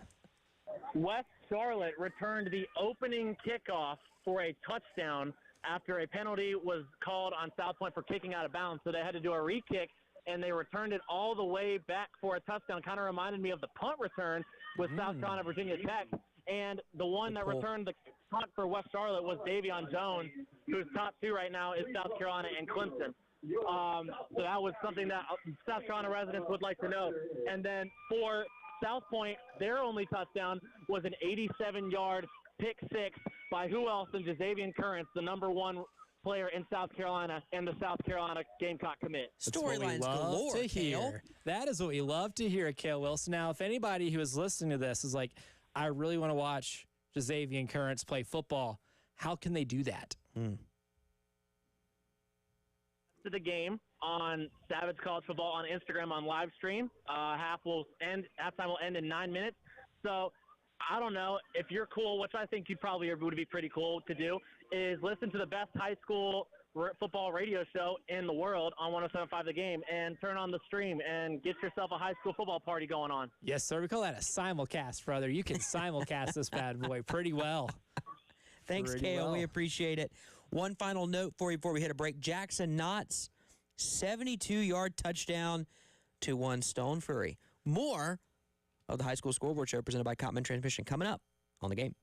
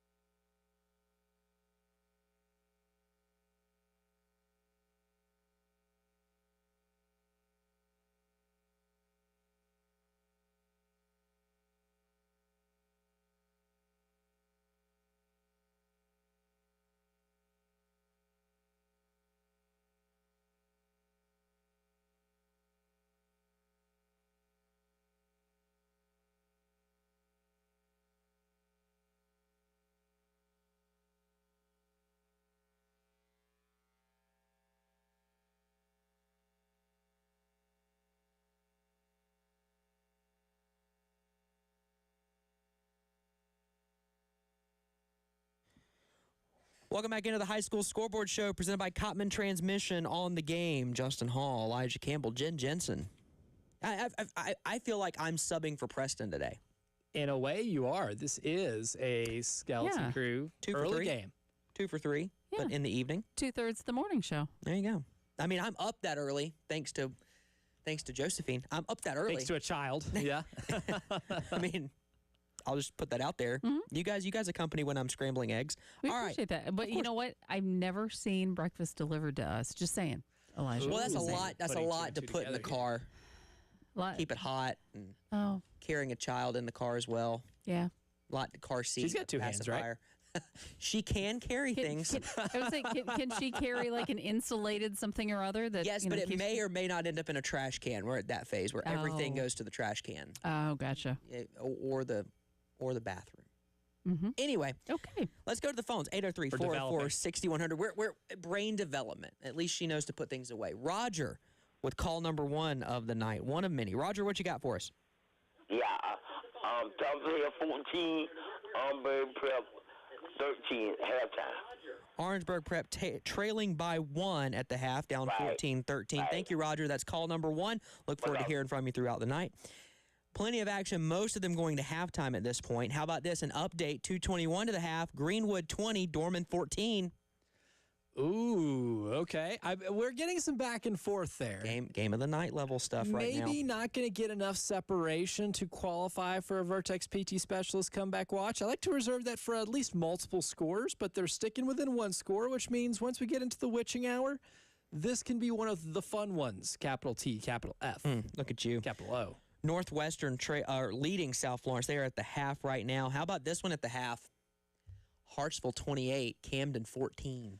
Oh, Vertex PT Specialist comeback watch because Camden's got an offense that can score the points. But tonight they are learning a lesson that one simply does not just walk into Kellytown and walk out flawlessly victorious. I have, thanks to a friend of the program, I am seeing the Garnet end zones in person right here in this picture. Oh boy, they're beautiful. By the way, sir, that's where I'm sitting tomorrow. Oh, okay. Okay. Good seats. Look at you. Back to the program. Whitmire trails 3-0. But I'm not sitting in a press box like some people. Yeah, Jen and I have some really good views. Listen, I will tell you that press box view is hard to beat. It really is. Yeah. It's one of the best. Speaking of beating, usually Elijah has to wear like padding on his arms or something because it is a working press box. So you cannot cheer or anything like that. Correct. And that is still a difficult thing for me to contain. Correct. And so I might take a swing at whoever's next to me. Sure. So I think they all kind of draw straws and whoever gets the short one. Yeah. Well, the energy's transferred onto just let Ford violence. sit next to you. Ford can take it. He's in the gym all the time. Okay, there you go. Yeah, just let him take it. He's fine. I will tell you this, it's a working press box until a certain team from the upstate comes to town. Then it's no longer a working press box in that half. And then you hear the, just a reminder, this is a working press box. Hey, there is no yeah. Listen, my respect to the Finkster. He's one of the best. Oh, he's on it. Man, one of the best. He's on good. it. There is not a bad seat in that stadium, specifically that press box. I will tell you that this is my first time being. Carolina was not ranked in the top 10 in 2017 at any point, obviously. But this is one of the few times I will tell you, every time I've been to the stadium as a fan, they have won. Oh, okay. And covering the team, when I've been in attendance covering the team, they've lost twice. Georgia and Sanford and Clemson at home. So we all need to get together and find tickets. We got to make sure Justin Hall's in the building for Oklahoma and Alabama. I will twist my arm. Okay, that's fine. Just let me know. Darn. If someone were to slide me a press pass, I wouldn't be in objection. Wouldn't be upset. Savannah Christian trails Oceanside Collegiate 13-7. Is it crazy for me to let you know that Oceanside Collegiate is 0-2? That would surprise me. I know they schedule tough. Like, to their credit, Oceanside will schedule up a lot. Irmo to open the season's hard. It is very difficult. They schedule up. So yeah. I give them their props. But even with that being said, it is weird to see a team that is a perennial state contender or state champion at their classification start a season off 0-2. Greenwood just scored 20 seconds of the half. Thank you, Bill, for this one. 27-14. Greenwood. Points. Now Dorman is on Vertex PT Specialist Comeback Watch because you are now down the adequate amount of points to be on that watch. Swansea leads Wagner Sally 14-0. Hampton County Hurricanes leading the Bulldogs of Silver Bluff 22-7. How about this one? Newberry leads Clinton 27-6. Unless Coach Corey Fountain wants to talk to us after a loss, we ain't hearing from him tonight. I mean, come back alert. But I wouldn't be surprised with Newberry winning. And going into tonight, you told me Newberry won. I'd be like, okay, interesting. But I wouldn't be like shocked, right? But when you tell me they're up 3 touchdowns in this game, that is when my jaw starts to hit the floor. May River leads Lake City 21-16. Good ball game there. How about this? The Hawks of Hanahan trailing, you ready? The Battling Bishops of Bishop England 14-0. Great name. And good football team. Patriot Top League 10. implications. Yep, big ones for that. Bishop England can move to 2-0. And here's another one. Philip Simmons is up 10-0 on Beaufort. That's huge because they're tied for last place in the Moultrie division. They got to get out of the cellar. Someone's getting out of the cellar tonight. Oh, the Chargers just fumbled the football. It went out of bounds. Okay. I call that a fortuitous bounce. By the way, but they pushed it out of bounds, so that's going to be a penalty. I will tell you this. Patrick Mahomes is just missing on some deep balls. Lower Richland, the Diamond Hornets, or as I like to call them, the Diamonds, lead Colleton County 7-0. How about this one? I need an update. It says first quarter. They're further along than that, but in the first quarter, it was 7-7 between North Augusta and South Aiken. Region matchup. Here's one. First quarter, Orangeburg, Wilkinson 26, Airport nothing. Okay, Union County leads York 14-7. And the Fighting Tommy Moody's at last check leading Southside Christian 14-0. I think that one might end up being a runaway. That's a game to watch, not because I think it's going to be particularly tight and uber competitive, but because anytime you get a chance to watch AC Flora's offense operate in action, you do so because it is a well-oiled machine even into the third week of the regular season. Let's see here. Fort Dorchester trailing Stratford 28-0. Oh.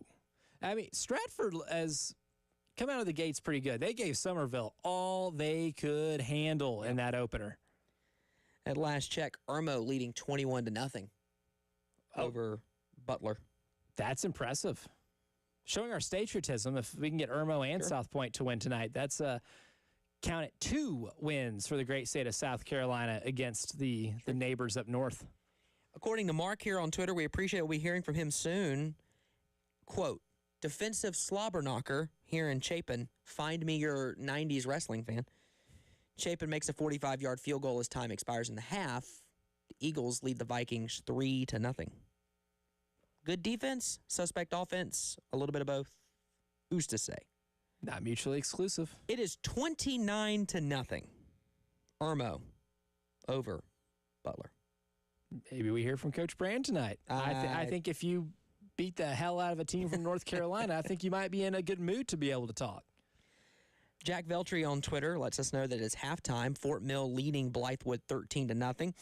Fort Mill will enter the break with a 2-score lead. It's been a sloppy first half by the numbers below. But the Jackets have dominated this one so far. Penalties, there have been 7, 4 sacks allowed, and 2 turnovers by Fort Mill. And they lead 13-0.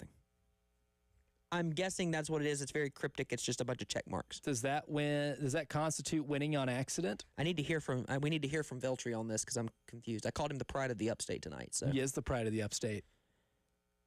AC Flora, the Fighting Tommy Moody's 28, Southside Christian nothing. I'm telling you, folks.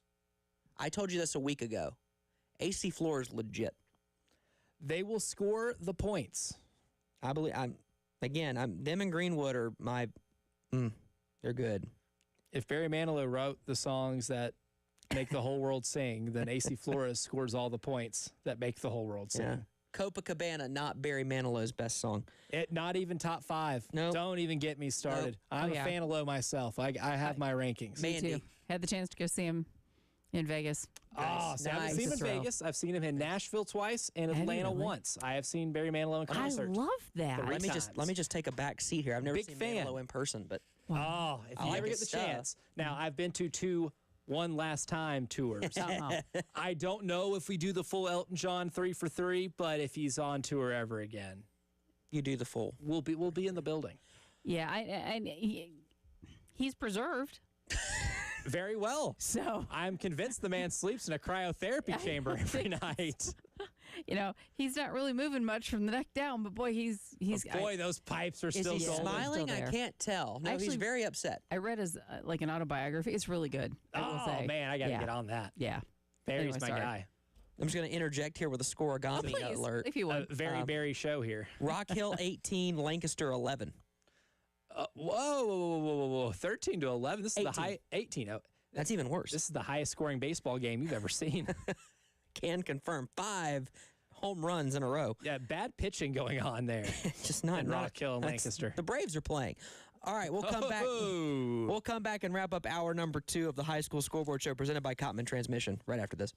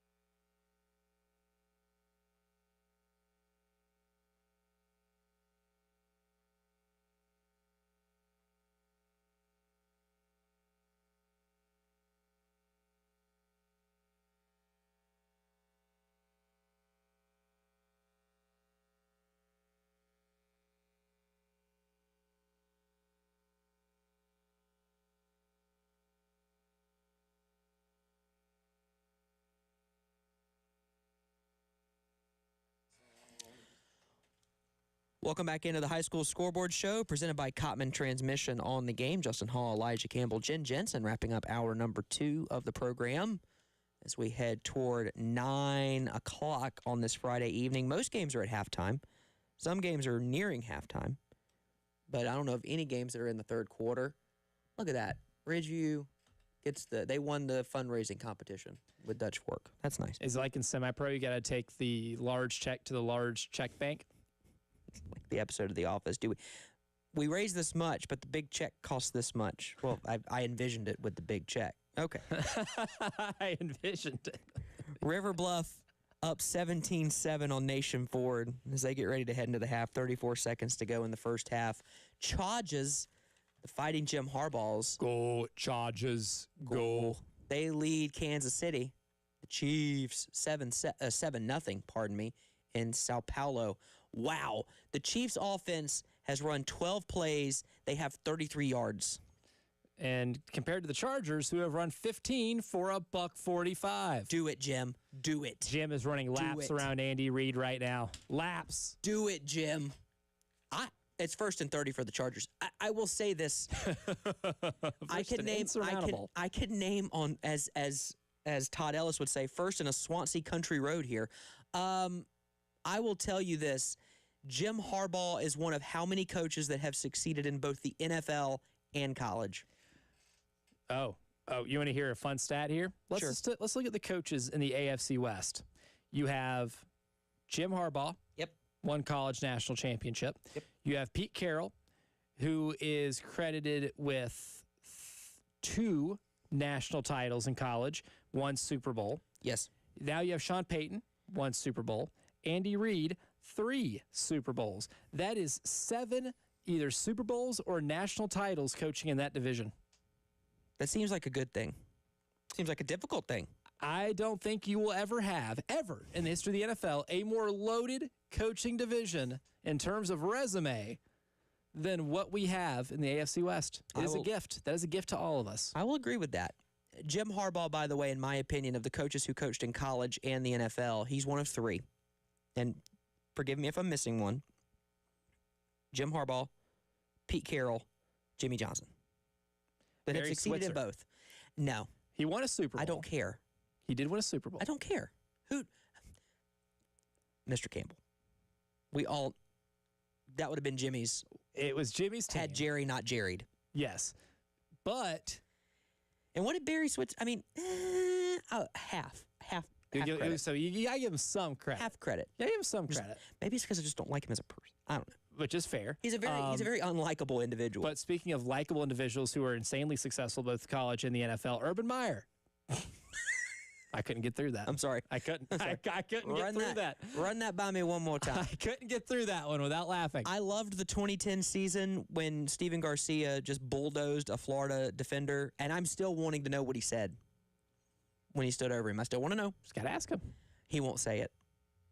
He will not. To this day? He has not said what it is. He will not. He hasn't said anything yet. I'm assuming it's going to be in the book whenever he writes the book. But the best part of that was watching Urban Meyer on the sidelines having 0 answers when Tim Tebow was no longer his quarterback. I got a note from Justin. Great name. Did you write a note to yourself? No. Is this like the color memo app? Or It's creepy. He is the color analyst for Chapin. Can confirm not the color analyst for Chapin. He gave me a note on Twitter. Chapin's gone 10 quarters without a touchdown. Oh, that's probably not happened in a long time. And only 9 points this season. Ooh, well, at least you know your field goal kicker can make kicks. We've reached halftime in Dorman, JUCO.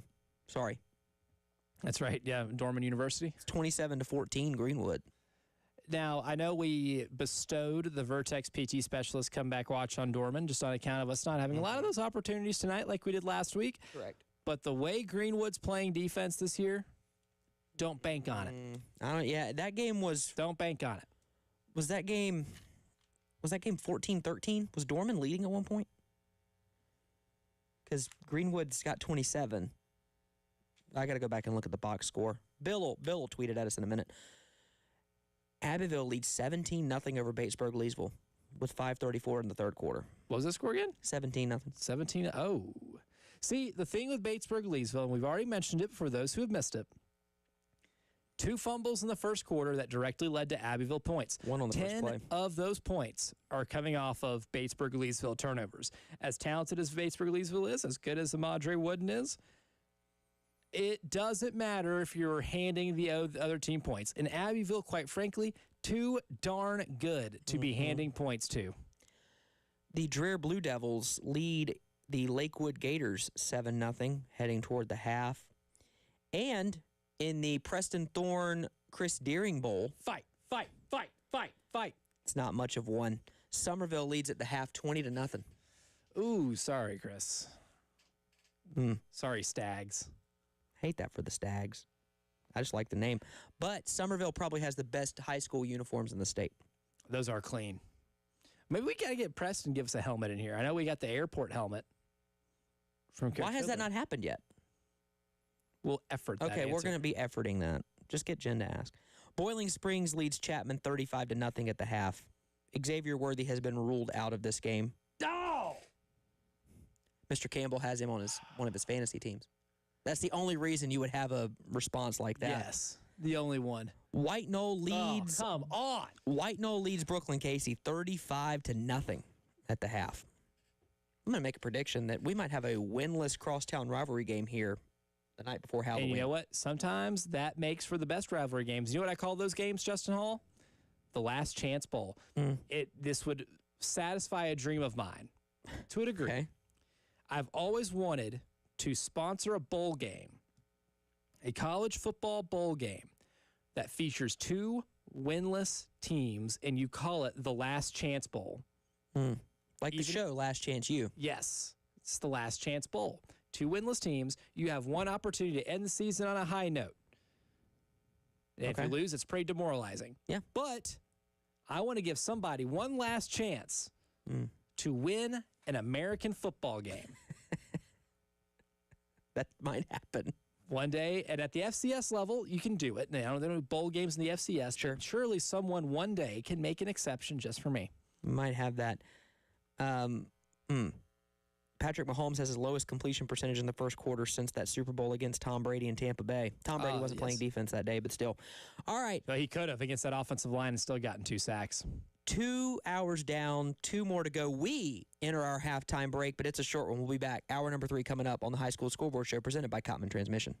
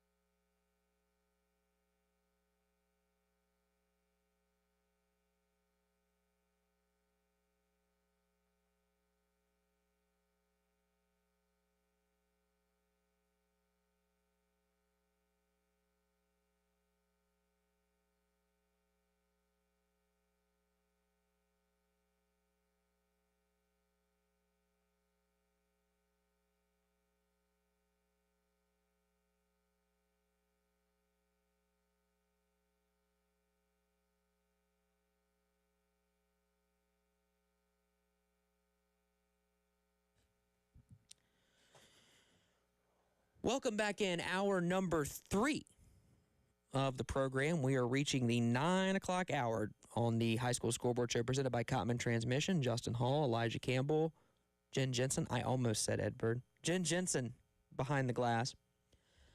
Ed's a good dude. I just hope that I don't totally look like him. We can distinguish the two of you. I can't. I wasn't looking. That's the thing. I'm looking down at my paper when I said it. And I'm sitting. I'm not standing, so and I'm not very tall.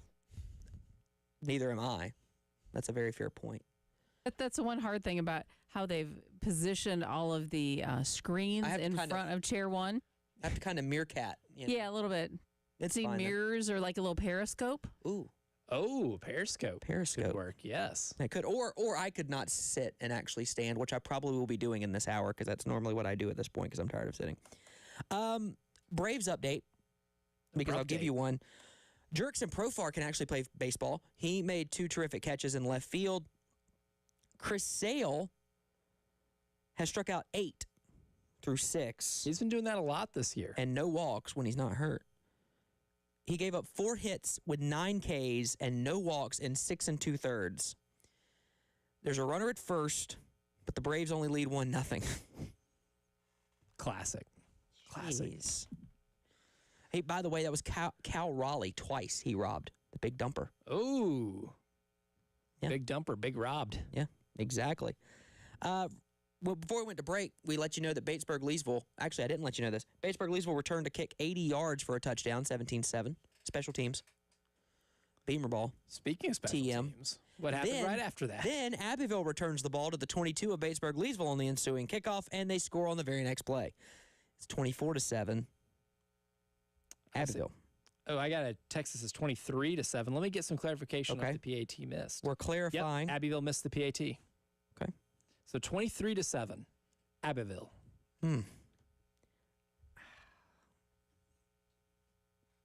Pause. The turnovers at the beginning of the game are going to kill you. Yeah, they do. Northwestern leads 38-14. Oh no, that was 9:41 to go in the third. At South Florence. Yes, it is. Oh heavens. Northwestern took them behind the woodshed last year too. South Florence went on to win a state championship. Got a Skeeza score for you. Wilson Hall leads Ben Lippen 28-7. Crestwood leads Kingstree 14-6. And as I just scroll Twitter, will always be Twitter. Yep. Never surrender on that front. ESPN ran some advanced analytics on who is the greatest Super Bowl team of all time. Oh, the 2009 Saints. Thank you very much. They weren't, according to this. Oh, it's false. They say it's the 1991 Skins. 17-2 record, and they use a rating scale. I'll effort to find that list, and we'll discuss it during a break. Meanwhile, the Fighting Asia Wilsons at Heathwood Hall. Look at you. Up 7-0 against Florence Christian at the half. That is a fact. The ESPN ranking, I would say, is incorrect, but this is true. Heathwood Hall does have a lead. Maryland is up 10-3 at the half. College football score for you. Ooh, and James Madison up 7-6 on Louisville. They are currently on Louisville's side of the field right now.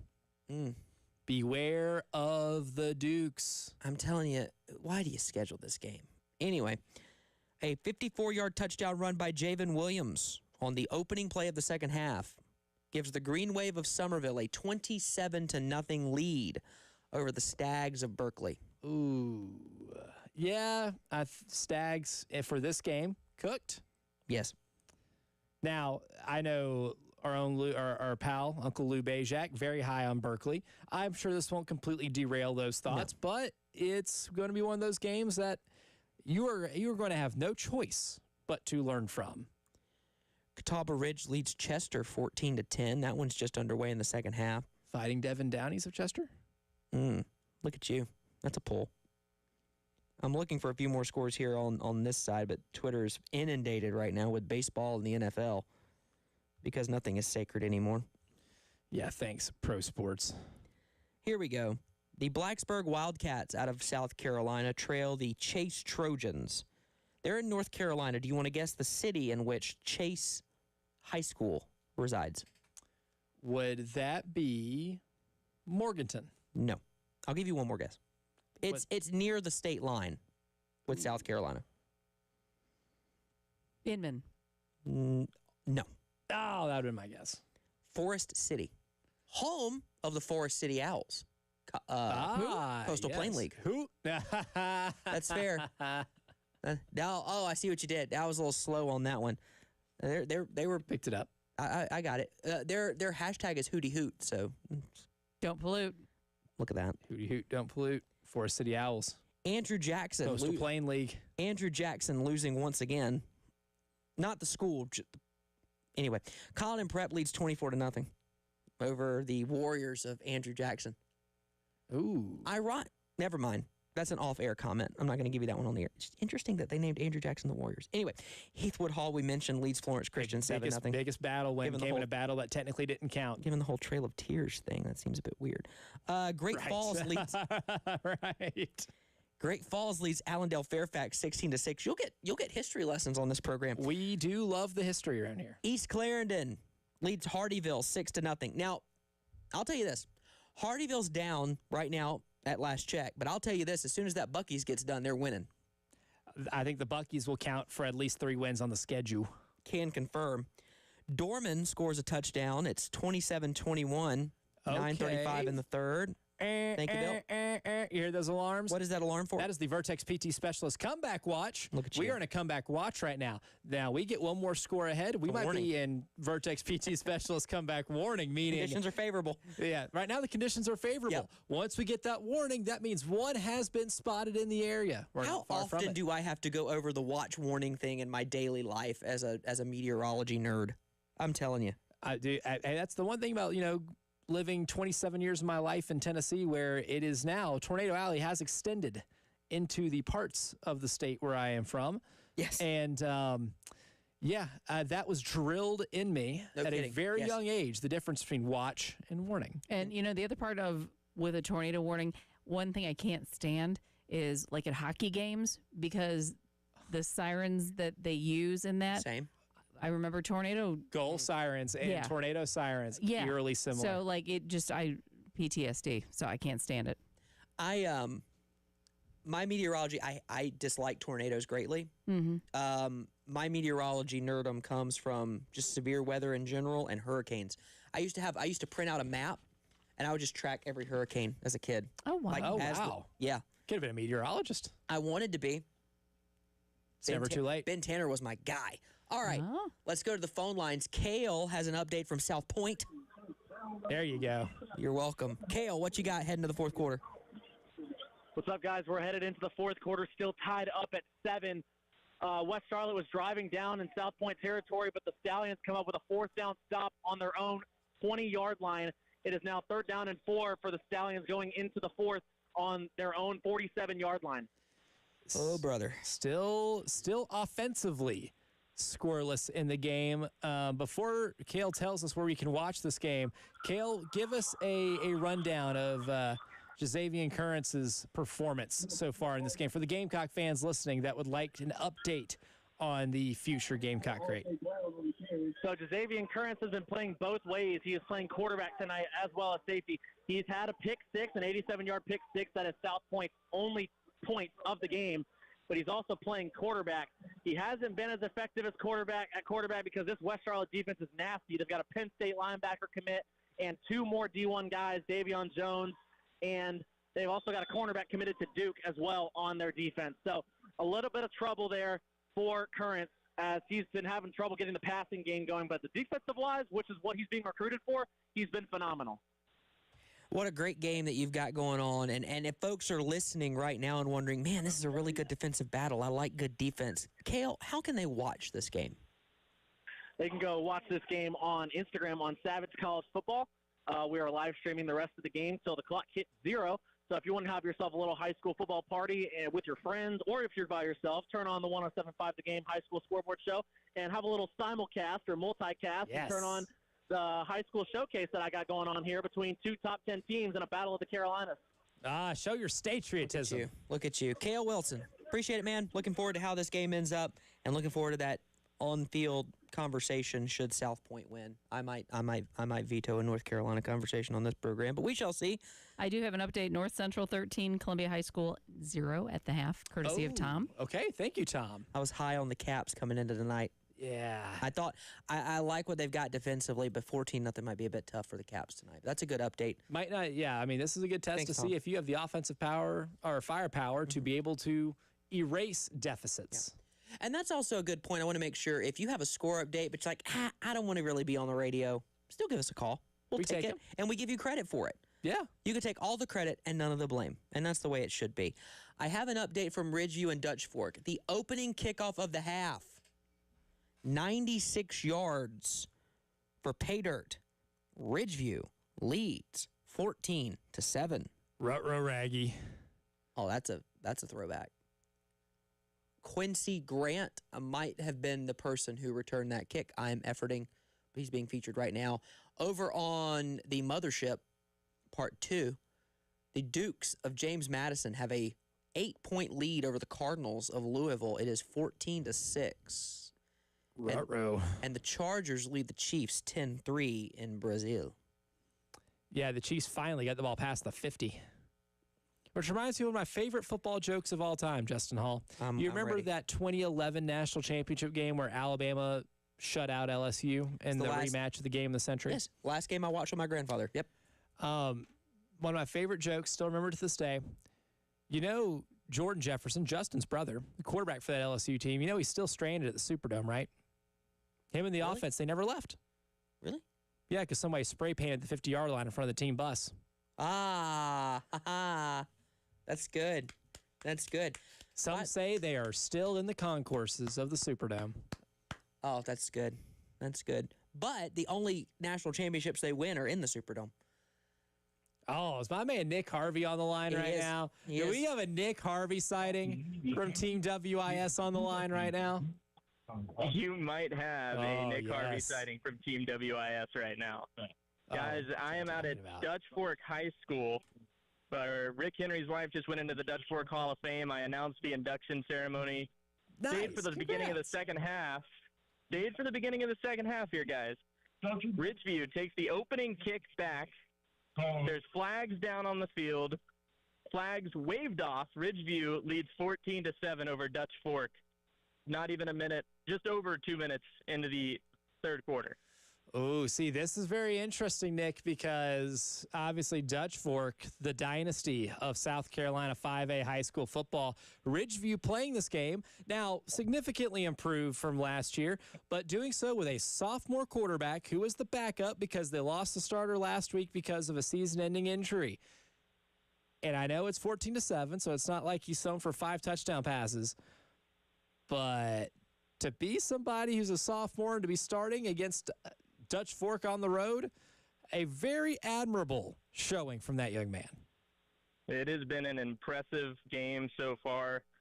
Defensive errors both ways here and there, but really just not enough offensive production from either side. I mean, the Ridgeview touchdown in the first half was off of a flag, or off of a muffed punt, excuse me. Went off the leg of a Dutch Fork returner, recovered by Ridgeview. They run it in 2 plays later. Dutch Fork on a trick play before the end of the first half, and a beautiful execution, might I say. But then this kick return, man, we've got a fun one brewing out here at Dutch Fork. Last thing for you, no meat package sightings, right? No meat package sightings yet, unfortunately. Yet. Not yet.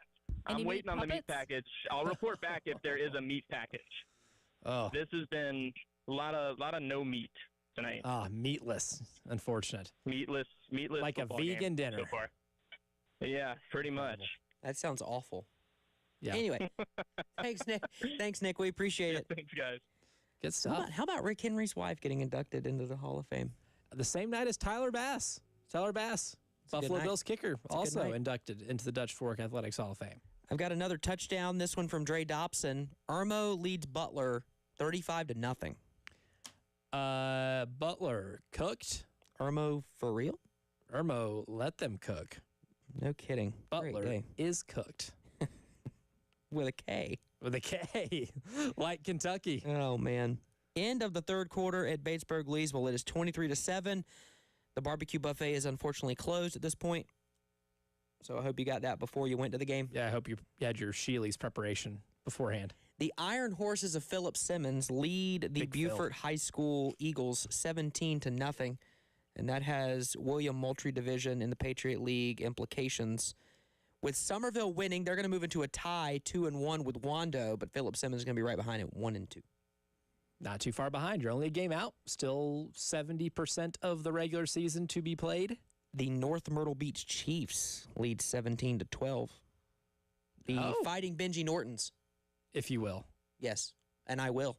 And you will, and you shall. Carolina Forest wins over New Hanover 27-0. Is that our first final? Efforting, yes. That was a quick efforting. I'm assuming it is. Yes. I was going to say, that was a very quick efforting. Gaffney. Your efforting is very effective. Gaffney just scored. totally player of normal football games. Who's Gaffney got tonight? Let me look that up really quick. Greenville.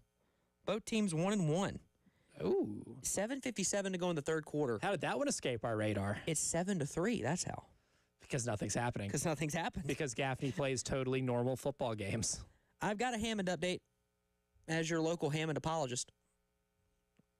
It's 14-7 Skyhawks over Porter Gaud in the third quarter. Hammond played with a little bit of fire last week.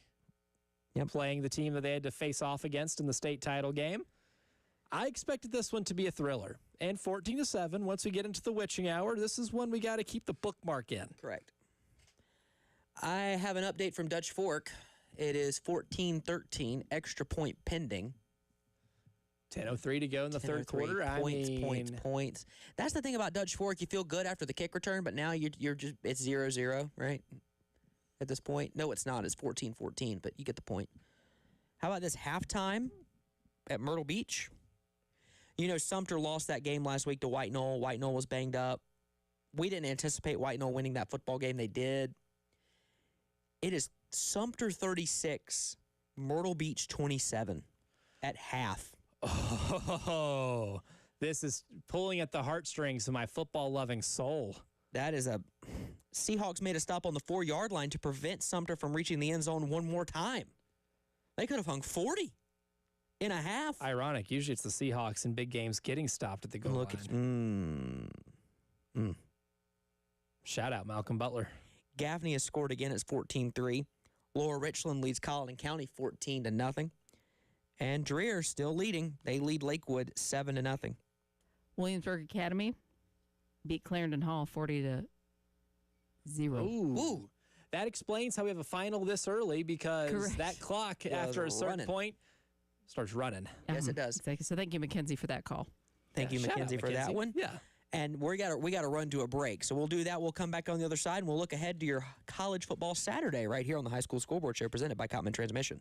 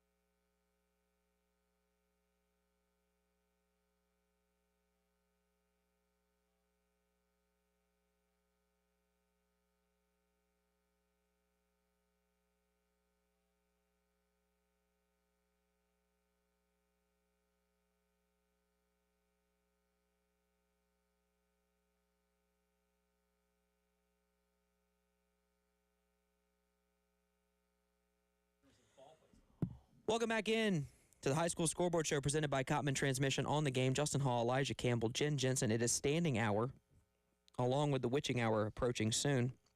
But see, now that we're standing, we see that Mr. Campbell is very much taller than I am. My head's out of the shot in the YouTube frame. I might have to take a seat, but man, these legs start stiffening up when you sit for a little bit. It's 7-3 Spring Valley over Chapin. Again, Chapin has not scored a touchdown this season.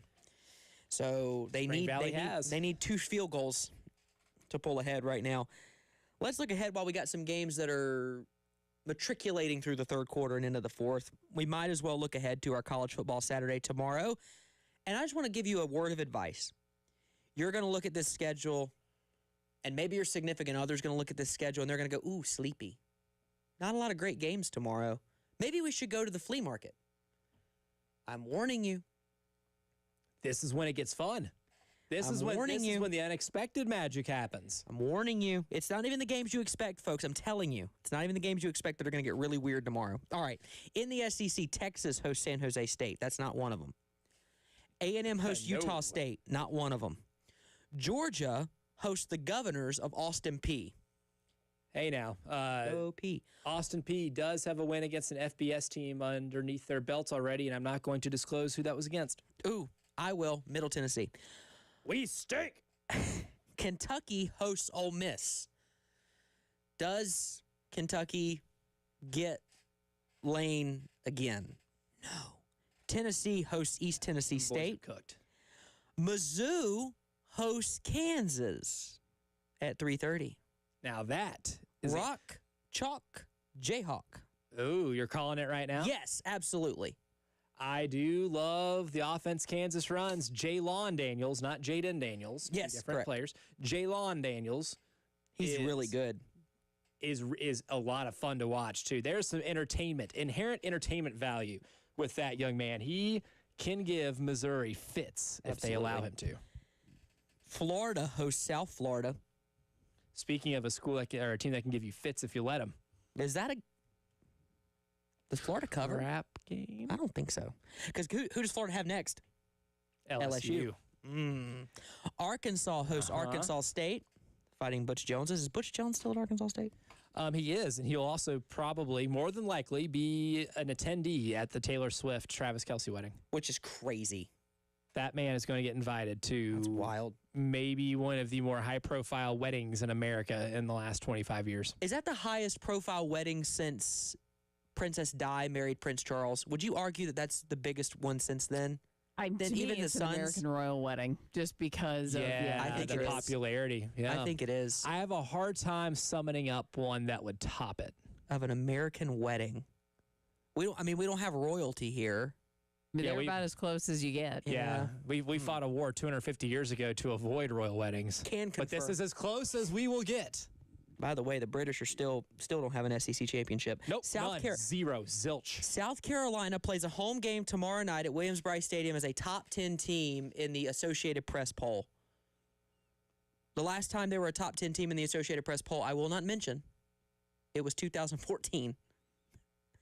Well, hey, good news for South Carolina fans. You know who's not going to be walking. Who's not going to be walking through that door at Williams-Brice Stadium? Kenny Hill. Kenny Hill.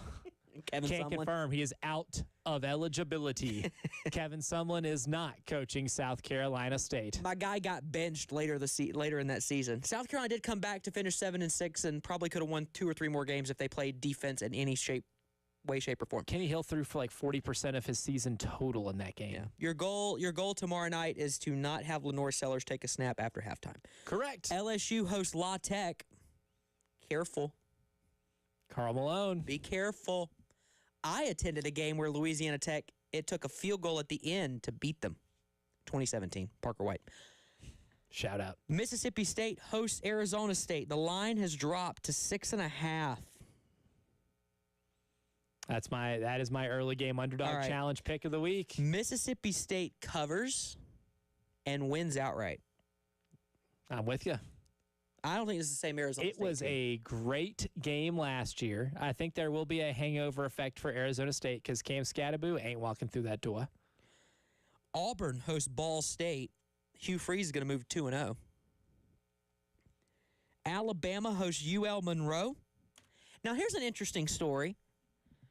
They've played before, right? They have. 2007, they beat Alabama, and Nick Saban was the head coach. And then, unfortunately, Kalen DeBoer is going to be Kalen DeGone. He has lost 4 games to an unranked opponent. It took Nick Saban 100 and something games at Alabama to have that happen. Yep. And Kalen's done it in, 14? He's 5-5. And it could have been 5 because South Carolina probably should have beat him in Tuscaloosa. Yep, indeed. Should have. I mean, I regret that game more than I regret the LSU game from last year. Because that one was more in your hands. Correct. And you literally fumbled it away. I got 2 more games for you. Virginia Tech hosts Vanderbilt. That's a game that Carolina fans should probably care about. Keep an eye on. Do your advanced scouting Now, a little again, early. that game's going on at the same time as the Gamecock game, but I'm sure the score will flash up on occasion on the board. Watch with one eye open and grip your pillow tight. Nice. Virginia Tech's got to win that one, right? If Virginia Tech wins that one, they're 1-1. The bottom half of the ACC, you mentioned this earlier, is terrible. Yeah, the bottom of the ACC is terrible. They get a decent 9-3 is within scheduling reach. break. Yeah. I mean, they go 0-2 to start the year. Brent Pry is Cooked, as the kids would say. I'd agree with that. He's already on the hot seat. They and then missed an Virginia Tech opportunity. offers Shane Beamer a lot of money. And the one more game in the SEC is Oklahoma and Brent Venables and John Mateer hosting Bryce Underwood and Michigan. It's an intriguing matchup. I would agree with you. We will. I still like Oklahoma. I like Oklahoma in that I one. think you play this game in November, we might have a different story, but I think Oklahoma's probably more built to win this game on September 6th. Correct. The ACC has a few good ones. BYU hosts Stanford. Michigan State hosts Boston College. On Peacock. That's the Peacock game. Charlotte welcomes in Bill Belichick.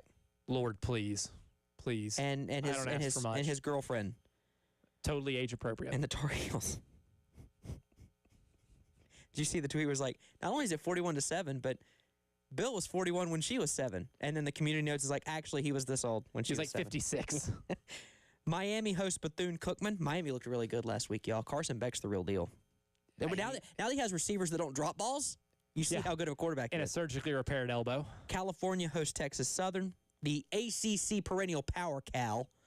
That's right. Historically great California in the ACC. Wake Forest hosts the Catamounts of Western Carolina. Syracuse hosts UConn. Pittsburgh hosts Central Michigan. Virginia goes to NC State.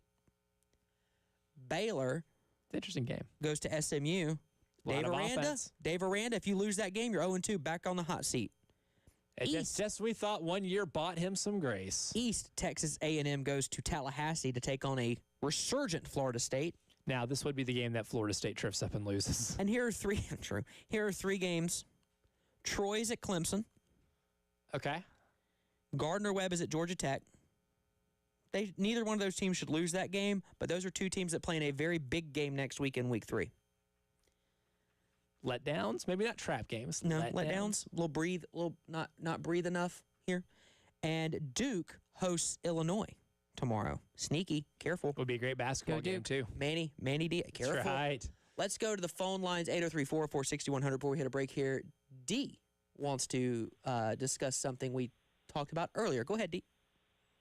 Yeah, I was just wondering what y'all think about the transfer rule, and I honestly think BC is getting killed by the transfer rule. Yes. Mm-hmm.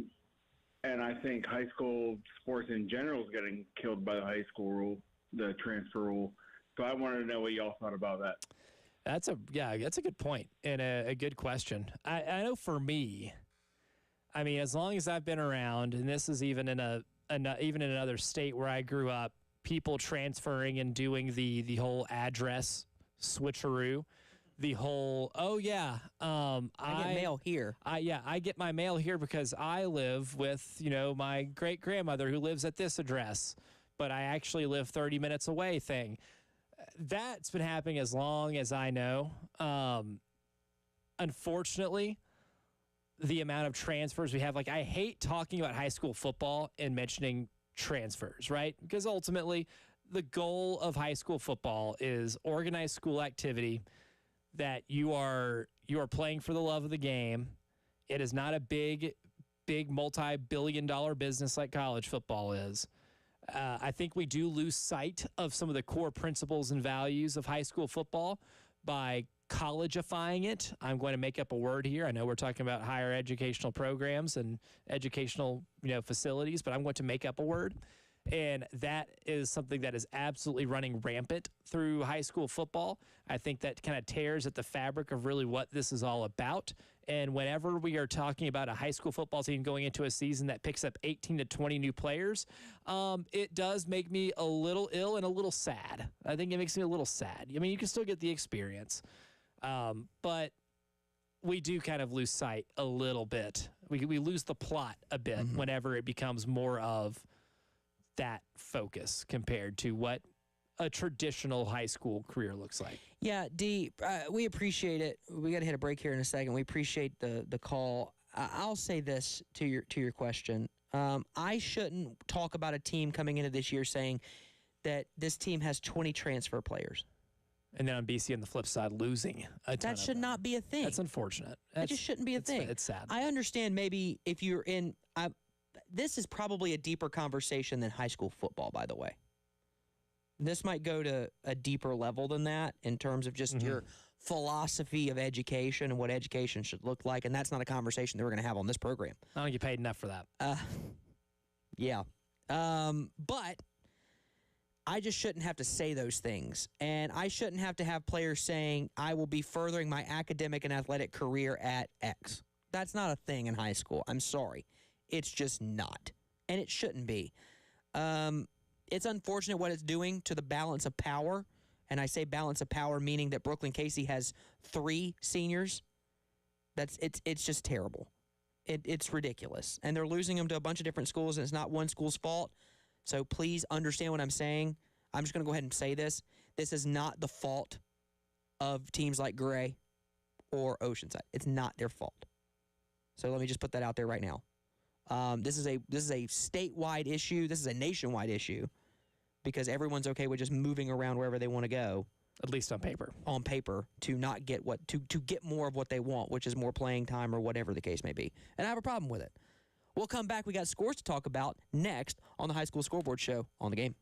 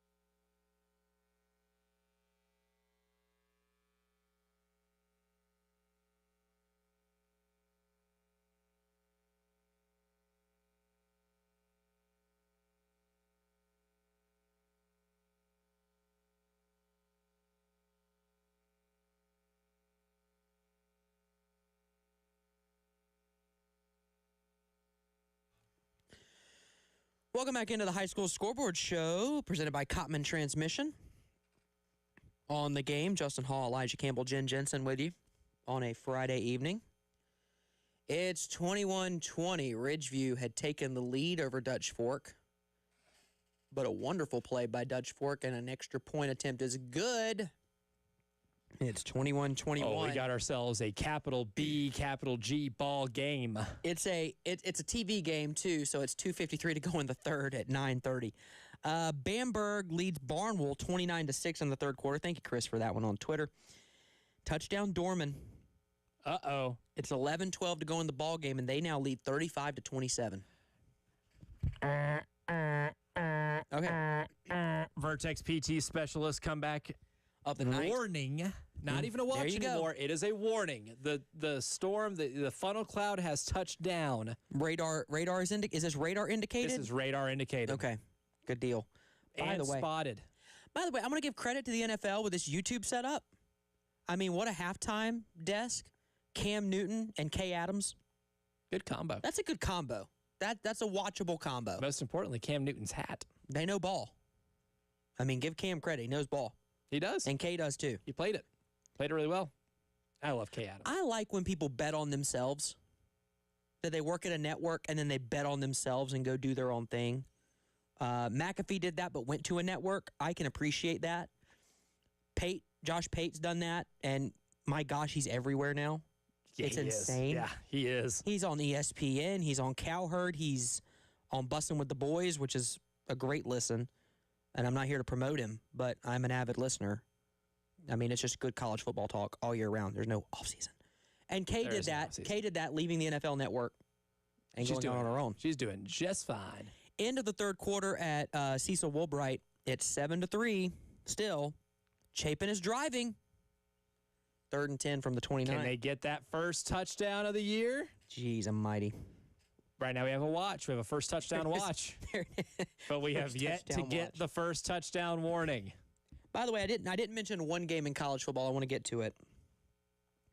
Oregon hosts Oklahoma State at 3:30 on CBS. How far CBS has fallen? Yeah, really. It's a 27.5-point spread. How long are they going to keep Mike Gundy around?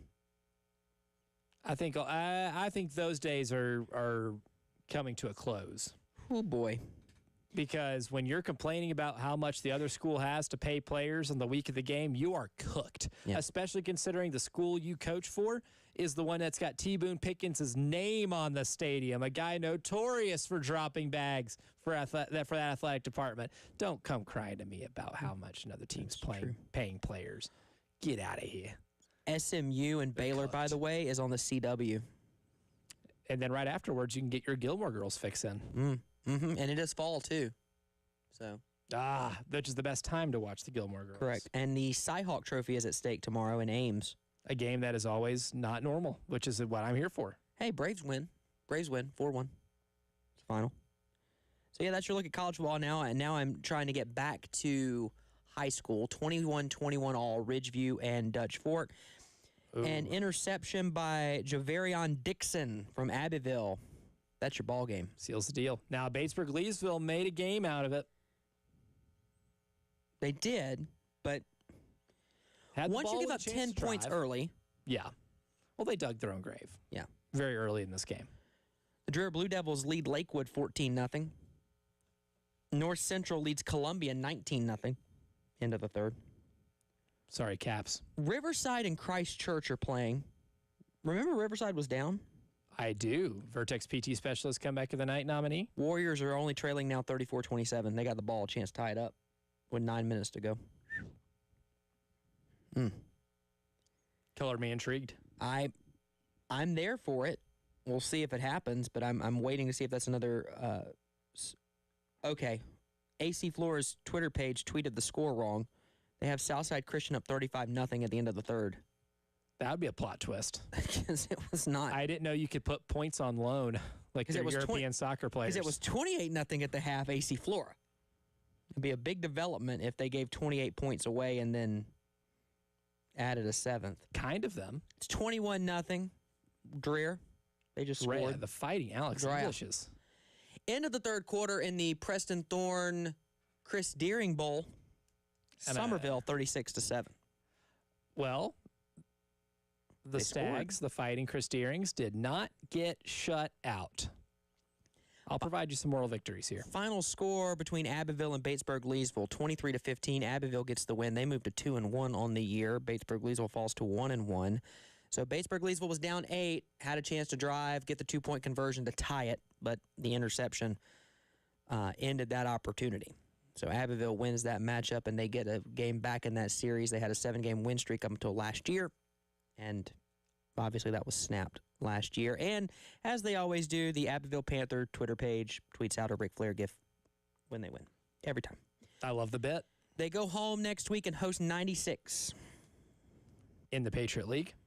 Yes, 96 is 0-2 coming into tonight. So they desperately need a win. Going to be hard to get that in this upcoming game. Can confirm. Let's just say they're behind the 8 ball a little bit. Right. Looking for a few more scores here. The St. Joseph's Catholic Knights trail 52-27 after quarter number 3. Heathwood Hall and Florence Christian, otherwise known as the Fighting Asia Wilsons. That's right. It's 7-7 going to the third quarter. Ooh, okay. Okay, some intrigue here. I see our international games take on a Super Bowl halftime flair. It has. I'm not mad at it. All right. Let's see here. Well, South Florence scores to make this a little more interesting. Northwestern still leads 52-35, however, and Irmo's shutout attempt does come to an abrupt end because Butler did score a touchdown. However, put your 4s up. We're going into the fourth quarter, and it's 35-7. Irmo. Ooh. Well, at least they got points on the board. Update from Kellytown. Camden 34.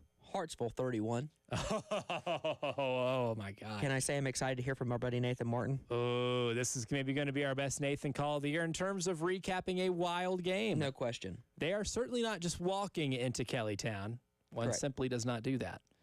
Caden Ramsey and Cross trail 7-6 still in the fourth quarter. Some intrigue with Cross here in Gamecock Nation. Still showing the half at Mid-Carolina where they lead Whitmire 3-0. Ooh, rock fight. Ware Shoals leads Landrum 20-12 in the fourth quarter. Loris beats South Columbus out of North Carolina. Tabor City, to be exact, 54-14. Swansea, 35. Wagner Sally, nothing. Swansea, they've built a program there. Can confirm. Building upon last season's success. Proud of them. All right, Chapin has scored A touchdown? a field goal. Oh! It is 7-6 with 9:46 to go in the fourth quarter. Still looking for that elusive touchdown. It is an elusive little creature. 56 seconds to go in the third quarter. Tom Knott's having an animated discussion with the officiating crew. He's been known to do that from time to time. Intense would be a word. It's 21-21. It's second down and 8 for Ridgeview. They're at the Dutch. They're at their own 37 and a half. Need to get that ball to about the 45-yard line to extend the drive. Wait to see what they decide to do There's here. some real intrigue with this one. I mean, more than likely, we're going into the fourth quarter for Ridgeview Dutch Fork in a tie game. Hillcrest leads Greer 34-16. Fort Mill 27, Blythewood nothing. Thanks to Mr. Veltri for that one. Ooh, the Fighting Jack Veltries potentially Rolling. shutting out Blythewood on the road. Savannah Christian Prep is trailing Oceanside Collegiate 41-21 late in the fourth quarter. Trailing. Yes. North Myrtle Beach beats West Brunswick tonight 24-12. They doubled them up. The Fighting Benji Nortons get the win there with the 24-12 win. And Gaffney leads Greenville 14-10. 7 minutes to go. Are they playing a seemingly normal football game? They are. And I'll leave you as we go to break with this from Skip Bayless. Travis Kelce needs to engage in playing football. You're so funny, Skip. The NFL is back. You're so funny, Skip. Everybody loves you. You're so funny. Chester and Catawba Ridge tied at 17. We're back to wrap up hour number 3 on the High School Scoreboard Show presented by Cotman Transmission after this on the game.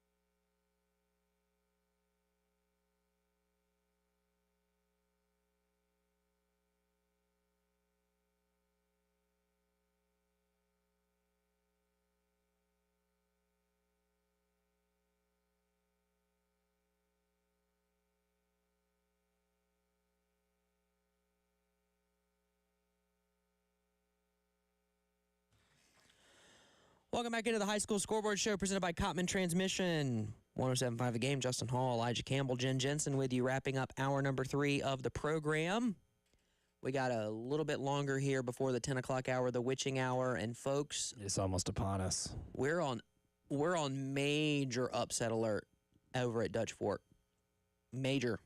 It's a top 10 matchup according to the TV folks, but With a sophomore backup quarterback having to start the game on the road 21-21. this program. I'm just telling you. Ridgeview is at the Dutch Fork 31 as we start the fourth quarter, and Tom Knott's dialing up a blitz here, it would appear. Oh, And yeah, they he's sitting in the bring it. house. Look at And max protection, great block from the running back. Great pickup. Oh, he fumbled. No. Oh, he fumbled. Boy. Oh, he fumbled. Recovered by Dutch Fork. I think Yes. that ball might have touched the hands of 8 different Dutch Fork players. But that is Dutch Fork football around midfield. Oh, man. Turnover. And for Ridgeview, an unforced error. For the first time tonight, really, it looked like that was a sophomore quarterback playing at Dutch Fork. Yeah, the ball just slips slipped out of his hands. Yeah, that's not his fault. I mean, really, it's not his fault. He's trying to make a play. Tough break. Well, now Dutch Fork has to capitalize. They've had plenty of chances to capitalize and create some real separation in this game. They've just kind of yet to do so, and they've let Ridgeview hang around long enough. And one thing that happens, if there's a team that's on the field with you that you don't believe belongs on the field with you, and you let them in it, and you keep that door open, ultimately, they might invite themselves in. Football teams aren't vampires. You don't have to invite them in. You leave the door open long enough, the invitation is insinuated. I'm going to let that breathe for a second. And that's a young quarterback. Oh my wow. goodness. Jackson Knott's just arm punted. Back-to-back mistakes from quarterbacks, but we got And he speed can house on the this. outside. He can house this. Ridgeview will have the ball at the Dutch Fork 9 after a pick and a return. What a my sequence. word. That has to be some miscommunication between. Someone ran the wrong route. Jordan Best Jr. at Ridgeview with the pick. Oh, my goodness. By the way, here's one for you. Clover got a win tonight over, and I'm quoting the tweet I'm seeing, the top team in North Carolina, the Palisades Pumas. Oh, what a name. 21-19. Back-to-back massive wins for Clover. They come back to South Carolina to take on York next week. And the Socastee Braves get a win tonight. Their first win of the season. They beat Ainer 14-7. Good for, hey, congrats to getting on the board. Yeah, no kidding. I'm looking here for an update from Northwestern. Hope you took the over in that. 52-35 and combined 87 points between those two teams. That game's about to wrap up. And That is a statement win for Northwestern to go to South Florence beat them after the again, game, back-to-back years. after the game South Florence had last week against Summerville, and to hang 52 in their building. Yep. If we have a Team of the Night award that we're giving, I would say that definitely belongs to the Trojans of Northwestern. I would agree with that. Whitmire falls to Mid-Carolina 17-6. Thank you to the Whitmire baseball Twitter page for giving me that score. Lexington has taken a lead. Over Midland Valley? 17-14, they were down. Vertex PT specialist comeback warning. Yeah, we're in warning. That's radar indicated. 17-14, 8:19 to go in the game. Swansea goes on the road to Wagner Sally and gets the win, 35-zip. Shuts them out. You'll take road shutouts. Irmo leads Butler 42-14 with 6:30 to go in the ball game. Let's see here. The Atlanta Braves got a win tonight, so congratulations. Newberry going into the fourth quarter up 34-12 on Clinton. Whew. Things you didn't expect. Yeah, you want to talk about the most surprising result of the night? Newberry's really good, though. Newberry's very good. So I think the win isn't what's unexpected. It's the margin. Yeah. Yes. Talking to Coach Fountain earlier today, Newberry's run game is really good. Like, really good. And they had to play well up front. Obviously, that did not happen. Catawba Ridge leads 20-17 over Chester. 6:41 to go in the fourth quarter. Justin Herbert on play-action passes in the first half tonight, 6 of 7 for 128 yards and a 118.8 passer rating. That's Jim on play Harbaugh action. offense. I'm telling you, the man can coach quarterbacks. Especially out of play action. There might not be a coach in the world who loves to establish the run to set up the pass, quite like Jimmy. Especially when he knows what plays are coming from the opposition. That's right. Connor Stalions get a job with the Chargers. By the way, Jordan Best is a commit to Dave Dorn. Oh, NC State. NC State. Dave Dorn recruiting the state of South Carolina. Will Wilson from Richland Northeast last year. Jordan Best Jordan Best from Ridgeview. He's recruiting Columbia, South Carolina very well, specifically. 41-6, AC Flora, the Fighting Tommy Moody's get the win over Southside Christian tonight. And Justin Herbert just unleashed a bomb. It was incomplete, but man, that was a beautiful throw. Don't you love when corners celebrate after having done nothing to impact the play at all? Trent McDuffie wins the award for that one. We're going to the fourth quarter. It's Somerville 36, Berkeley 7. Did you guys get with Chris to put anything on that game, like a friendly wager? Oh, we should have. Yeah. We should have. Probably so. Fourth quarter, 6 minutes to go. Keenan is leading Battery Creek. I believe they're playing Battery Creek this week. Let me look at my schedule breakdown really quick. The logo does say BC, and it's not Brooklyn Casey. It is Battery Creek. I knew they were in the low country. They're well-traveled. They lead 28-21. 28-21, Keenan. The Blue Raiders. Keenan having a solid year. They are. Game over. Northwestern moves to 3-0. Officially. They defeat South Florence 55-35. They are at home next week, taking on South Point. South Point in a dogfight of their own right now. That South Point defense against that Northwestern offense. Box office. Immovable force. What's the phrase? Unstoppable force, immovable object. Yep. Yeah, that's that. That's what's happening next week. The Cordero Patterson Jadeveon Clowney Bowl. Look at you. That's a good pull. I'm blanking. Someone else from South Carolina played. Stephon Gilmore? I can't remember if Stephon Gilmore played at Northwestern or South Point. It's one of the two. It's not Northwestern. So it's South Point. I am officially saying yes, South Point. Soon to be NFL Hall of Famer Stephon Gilmore, by the way. Yes, he will be the second Gamecock going into the Pro Football Hall of Fame, which is way less than they should have. Now for Ridgeview, we alluded to them returning that interception to the Dutch Fork 9-yard line. Well, they've gone backwards since then. They're attempting a field goal right now for the lead, and that is wide right. On our screen, wide left on the field. Oh yeah, wide right on our screen. Yeah, didn't mirror. It's 21-21. Going deeper into the fourth quarter. Only a minute and a half gone by. There's a flag on the play. Uh-oh. We'll find out what's going on here. This will be what we start hour number 4 with when we come back on the High School Scoreboard Show on the Game.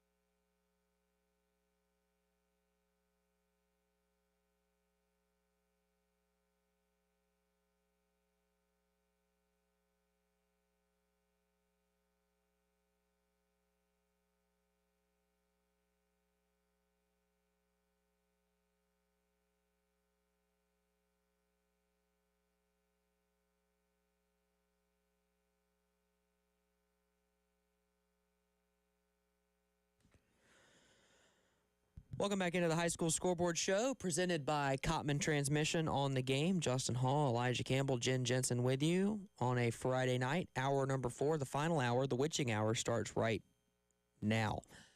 Dutch Fork and Ridgeview tied at 21. 2nd and 4 coming up for the Silver Foxes. 10 minutes to go in the ball game. They're at the 25, their own 25.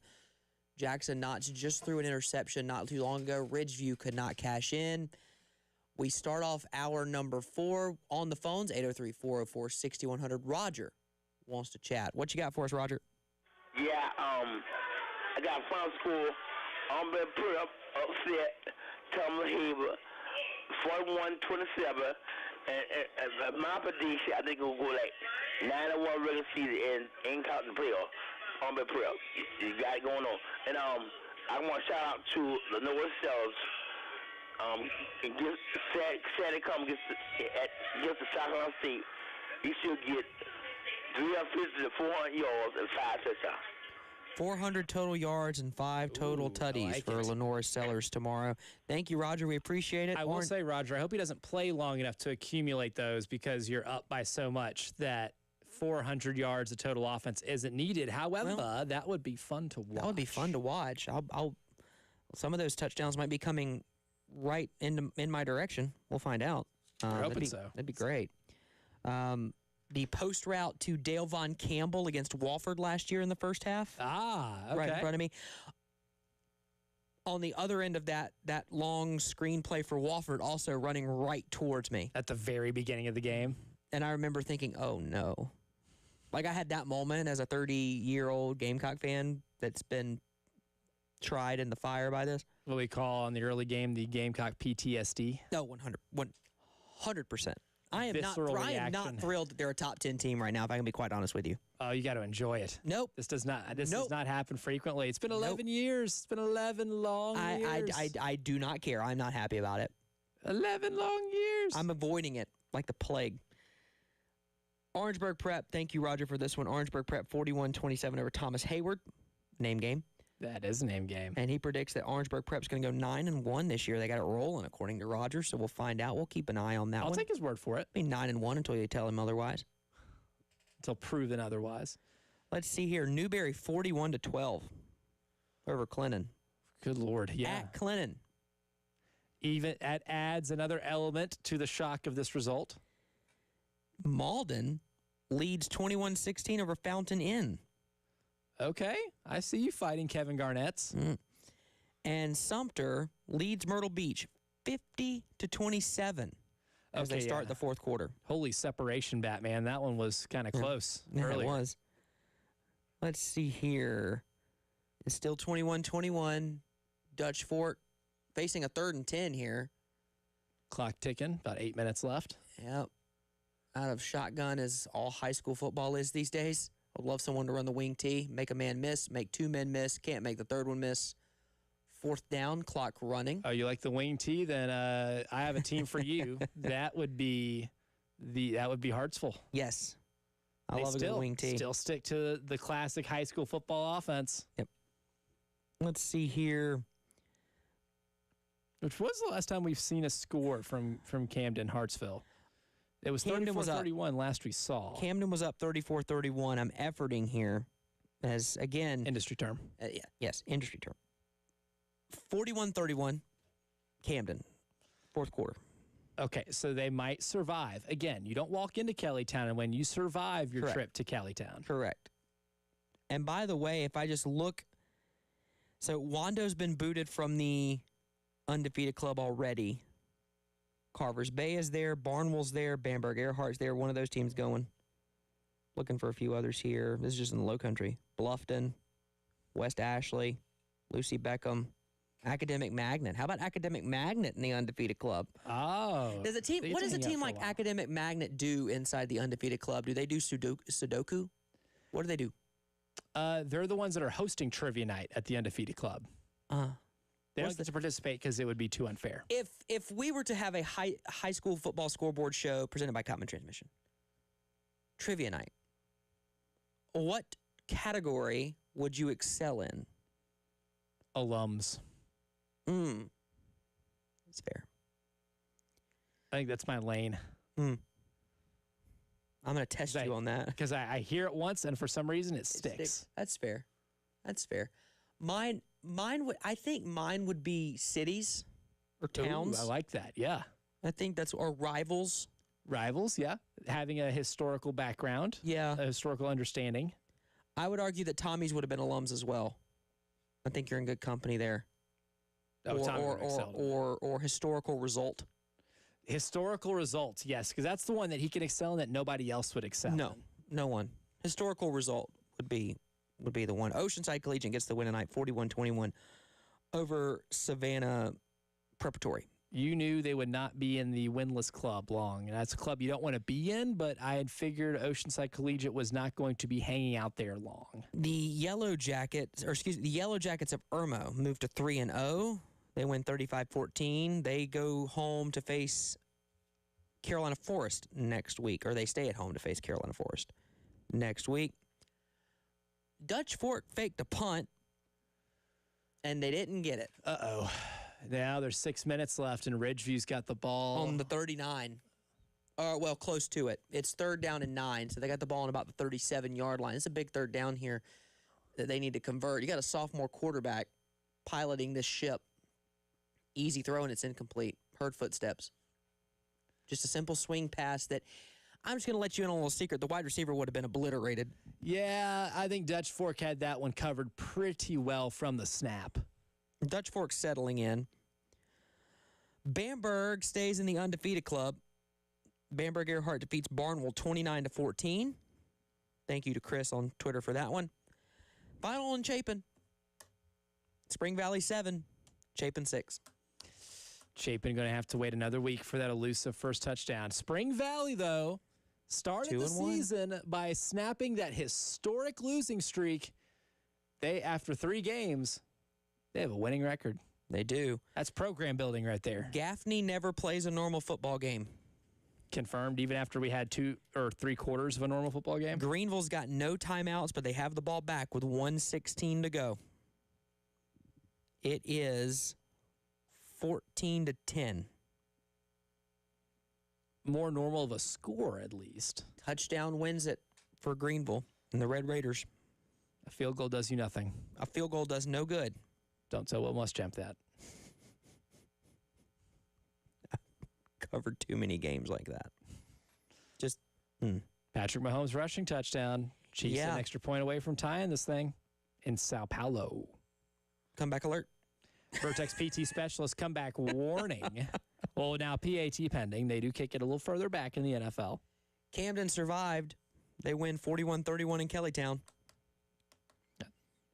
That's what I'm talking about. That's a test. That's passing a test right there. Camden moves to 3-0. I mean, they get Ridgeview next week? I believe so. I want to double check that. We're going to effort that. Question mark. I'm pretty sure they get Ridgeview next week. I'm trying to recall Nathan's conversation with us from last week, pardon me.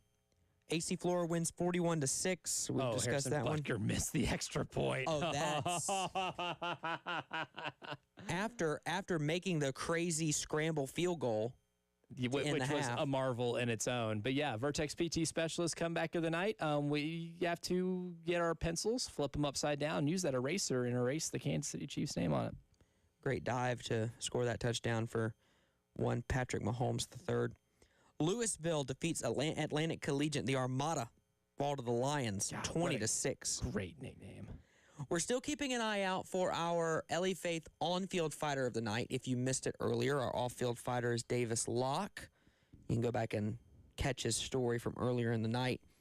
Don't do it right now because you'll go behind us and go back in time. But do that. I always warn against thoughtless time travel. I've been saying it for years. You need to have a plan. And when you go, don't do anything. Just take it all in. Right. The butterfly effect is real. And if you need any example, there's a whole Ashton Kutcher movie about it. Watch the film before you play the game. Film, not a movie. It's a film. Film. Yes. Do you know anything about film? I've seen 140 of them. Lexington leads with 1:44 left in the game, 17-14 at home over Midland Valley. And then the Mustangs have a 90-yard catch and run for a touchdown, according to their Twitter page. Midland Valley takes the lead over Lexington. Oh, boy. Just got a text from Kale. South Point wins on a field goal. 10-7. 10-7. Wow. Which means no offensive scores for the entire game. That's unfortunate. Got a Terry Ford alert for you. The Orioles defeat the Dodgers 2-1. Hey, good for the Fighting Terry Fords. They now not much left to salvage in that season. Yeah, join the club. Now, yes, confirmed September 12th, next Friday, Camden at Ridgeview. Give me all of that game. Who's on the sideline with ice on their shoulder for Ridgeview? Well, that's not good. Yeah, the quarterback for Midland Valley, Jeter, throws a 90-yard touchdown. So it's 21-17 with 90 seconds left. Lexington trying not to fall to 1-2 on the season. Had to fight really hard to get that lead back. Let's see here. A few more scores. Now we can get a breakdown. Our man Mark is on the line right now. Yeah, he's called in. Oh, boy. Yeah, Mark, it seemed to be a lot more competitive game tonight than last week, but ultimately still looking for that elusive first touchdown of the season for Chapin. Yeah, we are. We went from scoring 50 points a game last year and the year before that to a little rough here in Chapin, Spring Valley 7-6. And, I don't want to take up too much of your time because there's so many good games around, but I do call in every week, and I'm still depressed. So 7-6 Spring Valley. It's nice to see Spring Valley do that. I mean, again, they were 0-24, whatever it was coming in, and, they won their first game, and then one here. Our main guy, quarterback, got hurt. I think he took a big head shot early in the second quarter, and we had our sophomore kid in there. Not that it meant anything. I mean, again, we're a little out of sorts here in Chapin right now, and made a really I don't bash coaches because, again, they give up their time and really work well with the kids. But I mean, we onside kick at 7-6, like when Spring Valley can't move the ball anywhere, and we try an onside kick, and I don't know what we're doing here. And then obviously they pin us back twice, so we couldn't move the ball. But 7-6 Spring Valley. Love you guys, man. Spencer Rattler, starter in New Orleans. Yes, Super happy. is. We got some Gamecock football and then some New Orleans Saint football on Sunday. I want to give a shout out to our punter, at least. Yes. Super Derek. He was he's actually the pitcher too for the Irmo Senior League that went all the way too. Okay. He was the starting pitcher there, but got a really good leg. Kicked some bombs out of the end zone tonight to at least keep us in it. And I sit next to his mom, so I figured I'd give him a shout out. There you go. It's the least you could do. You guys are the best. There's some awesome games going on. I can't wait to get off the phone and just listen to your updates and stuff. So I'll talk to you guys next week. We play Newberry, so that should be fun also. Yeah, Newberry's putting it on Clinton right now. So enjoy your week, Mark. I read the quarterback has 13 touchdowns already for Newberry already this year. So it'd be nice if we could get one over here as a team in Chapin, but 13 touchdowns already. That kid's super talented, and actually excited to watch him next week. I'll see you guys later, man. Yeah, appreciate it, Mark. Appreciate that, Mark. Again, I will employ my Fraser Crane voice. I'm listening. All right, it is 13-12 Chargers over the Chiefs. How about this? You ready? Oh, I'm so ready. Greenwood, Dorman. 3 seconds left. Greenwood scores on a 36-yard touchdown pass, and they score 2. We're tied at 35. Oh, wow. Okay. Double comeback alert. Oh, Vertex PT Specialist, double comeback warning. What a ball game up in Dorman. Oh, man. Well, I think we have our game of the night. Oh, certainly. Good Lord. And as long as it ends on time, we'll hear from Bill. Some late game heroics. No question. Oh, boy. That doesn't get you excited. Nothing will. Oh, wow. I wish we had a feed for that game. Nation Ford scores with 43 seconds left to take a 20-17 lead in the fourth quarter. Jake Bentley's Falcons lead Perry Parks' Gators. It sounds like Jake Bentley's Nation Ford team learning some lessons from close losses early in the year. We're already 3 weeks in, and we're learning lessons. The kids are learning stuff. By the way, that touchdown pass was from Tristan Lewis. He's committed to the South Carolina Gamecocks. Oh, okay. Okay. As an athlete. That's amazing. Fort Mill, thanks to Jack Veltri, Fort Mill leads 33-7 over Blythewood. There will be no shutout tonight, though. The Bengals got in the end zone. The win counts the same nonetheless. Correct. It's just their point differential might change a little bit. 27-24 Catawba Ridge, 2:34 to play. Chester's got the ball, though, only down by 3. Oh, yep. So plenty. Yeah, plenty of football still to be played here. Plenty of time. Westwood defeats R&E tonight. They win 53-14. Yeah, R&E, another one of those teams that's on rebuild because Will Wilson ain't walking through that door. Oh. 3.7 seconds left. It was a Hail Mary in Dorman for Greenwood. I'm trying to look at the video here. It's in portrait mode. Yeah, when we're taking videos, got to remember. That's basically a fade. Just letting you know. It's a Hail Mary, but it's basically a fade. He called it over the shoulder. Someone got behind the defense. 100%. We got calls lined up. I see you. We will hear from you, I promise, but we've got to take a quick break. We'll come back on the other side. Phone lines are busy. It's the High School Scoreboard Show on the Game.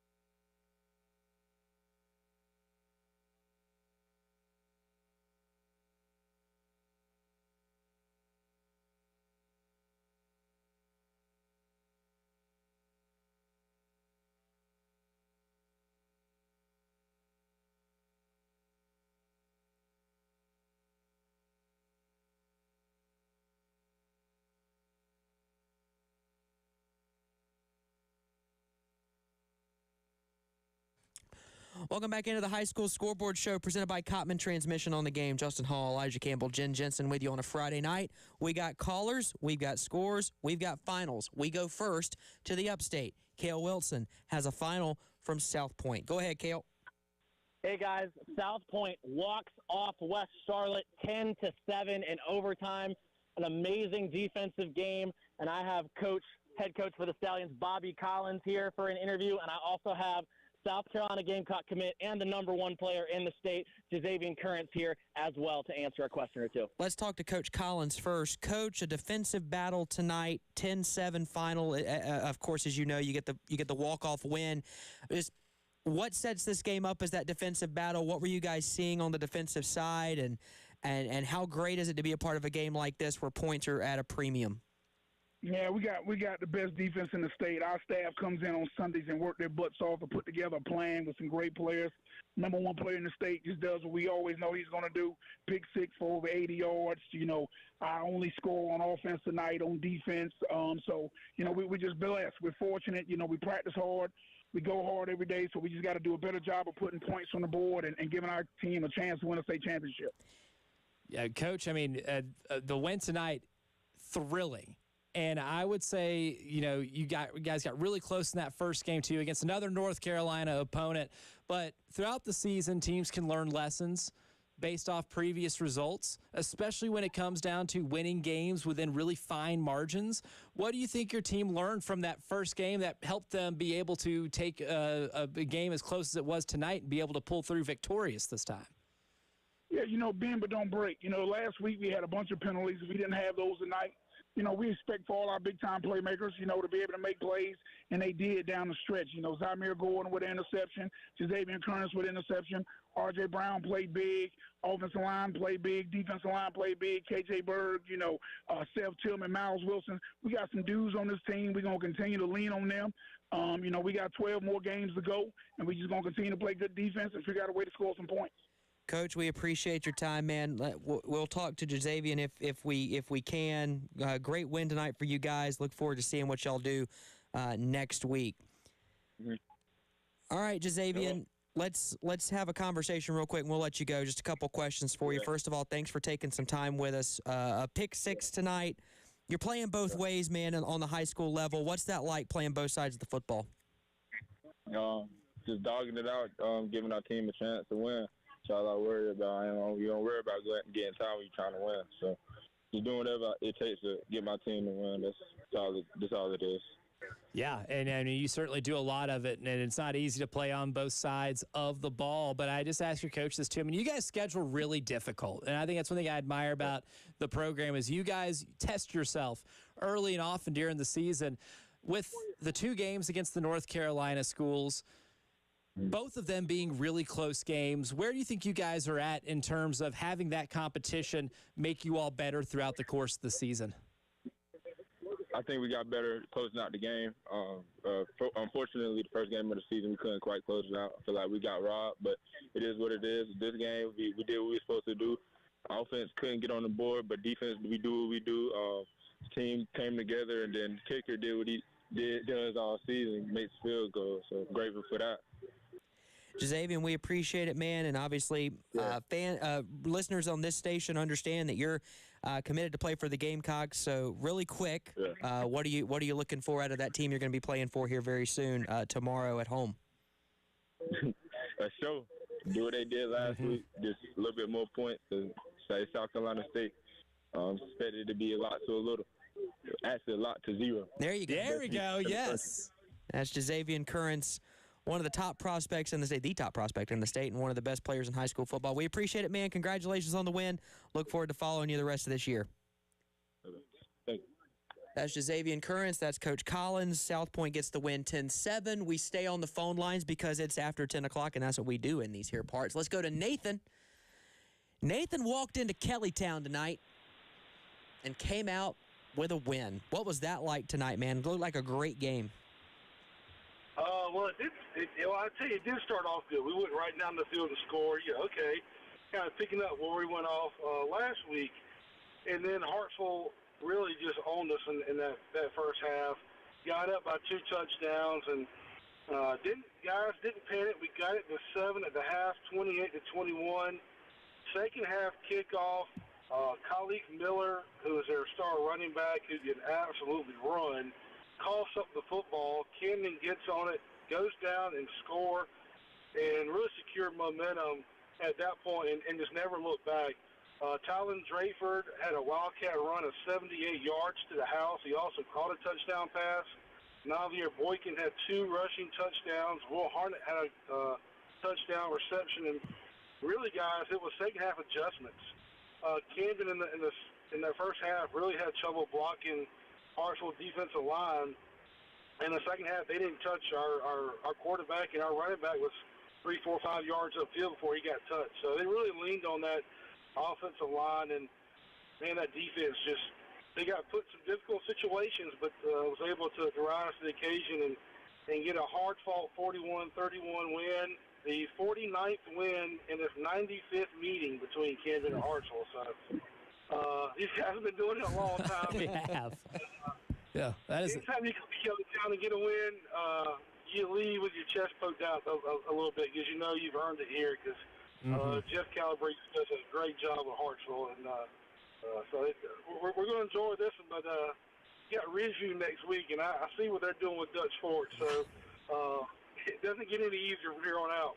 No. Can confirm it does not. Yeah, it absolutely, it certainly does not. But that's the thing, Nathan. One of the things you mentioned is how good that Camden played on the line of scrimmage.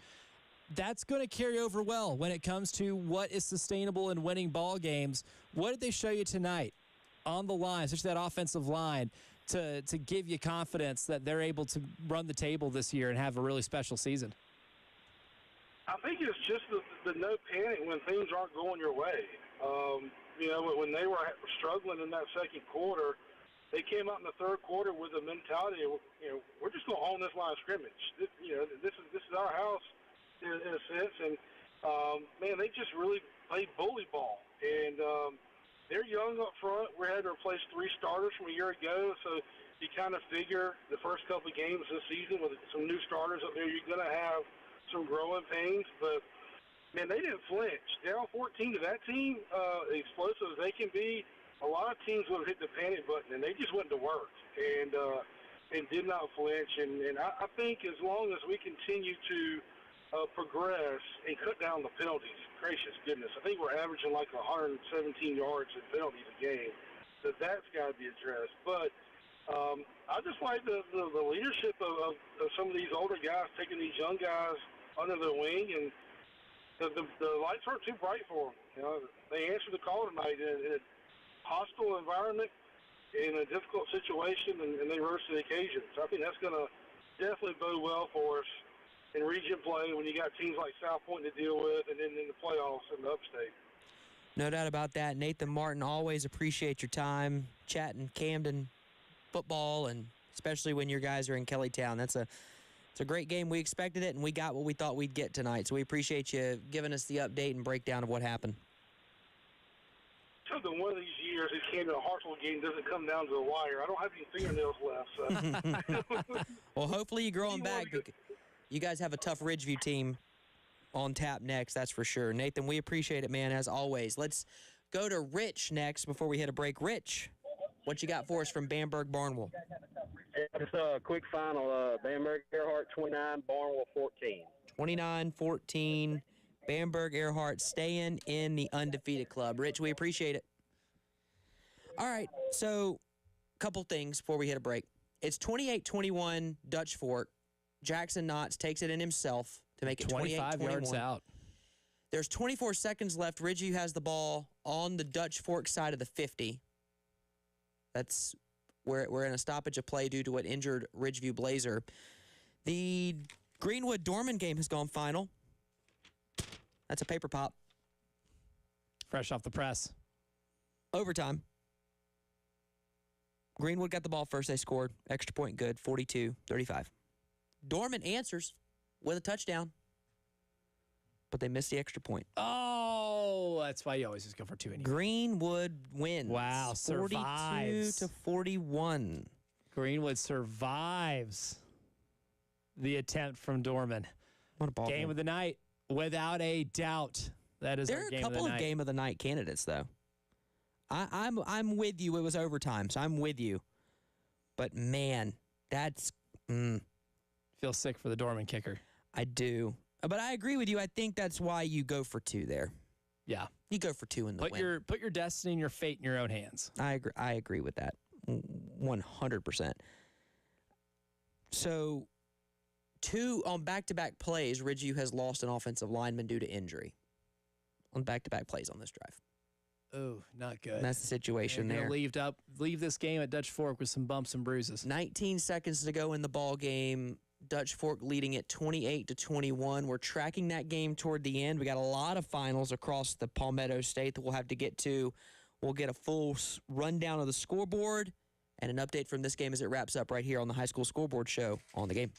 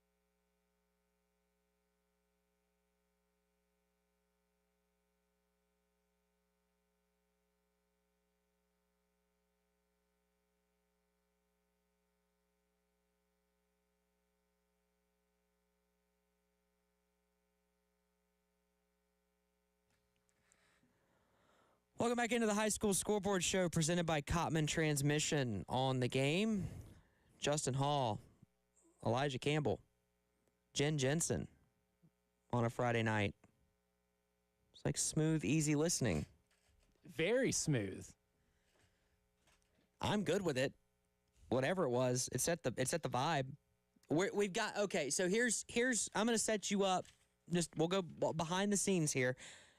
We've got our Ellie Faith on-field fighter of the night. We got our drive of the week, and we got our Vertex PT specialist comeback of the night. I'm going to go ahead and tell you our Vertex PT specialist comeback of the night is Midland Valley. They were down 17-14 with 1:44 to go, and then a 90-yard touchdown pass happened, and they win 21-17. After surrendering a 14-point lead in the game. Correct. So that happened. I'll go ahead and tell you that our drive of the week, our Honda of Columbia drive of the week, is going to be Greenwood. It's certainly. I mean, down a touchdown by 8. pass with 3 seconds left to send that bad boy to overtime. That is big time. Touchdown, 2-point conversion, score in overtime, hold on, force the missed extra point. I'm going to say force the missed extra point. And they win at Dorman 42-41. We're still efforting our on-field fighter of the night. We'll have that for you. We'll have a full rundown of your scoreboard. But first, we go to the phones. Head coach of the victorious Drea Blue Devils and Gamecock, Corey Jenkins. Coach, good to hear from you. Hey, guys. How y'all doing, man? Y'all doing all right? We're not as good as you are. Yeah, we didn't win anything. Thanks for having me on. I appreciate it. Of course. You guys win every night. Y'all get to talk about football all night long. That's a win in itself. That's true. And we're also talking to you. So, yes, sir. You guys scouted Lakewood last week. Obviously, that paid off tonight. You guys handled your business. Yeah, we just got to stop starting so slow. And that's been our problem right now. First week 0 against Keenan, we started off slow, and then we picked it up, and then it was a little bit too late. Tonight, again, offensively, we started off a little bit slow. Defensively, we didn't play as good as we wanted to, and then all of a sudden, it's like the bulbs went off, and everything started clicking. And the guys started having fun and doing what we asked them to do. And finally started saying, Coach, you kind of know what you're talking about. So I'm like, well, if you listen sometimes, then we can get some things right. And, we wound up getting a big win tonight. Yeah, 42-0 win tonight. Just the makeup of this team, you talk about the slow starts, but to rebound off of those slow starts and to take care of business tonight like you did, what does that say about your team coming off of an unexpected bye week last week? Well, I tell you, man, it's a great response, right? Again, I hope we can take this momentum into next week going down to Bishop England. But again, they finally turned it on and started playing together, playing somewhat mistake-free. Stop shooting ourselves in the foot when we got a chance to make some things happen. And, again, when we start playing together, this is what can happen. When we start worrying about us and not worrying about them, then we're fine. And that's what most teams need to understand. It's not about what the other team does. It's about what you do, right? It's how you adjust and how you play and how you stay together. And I think we did a great job of that tonight on all three phases of the game, offense, defense, and special teams.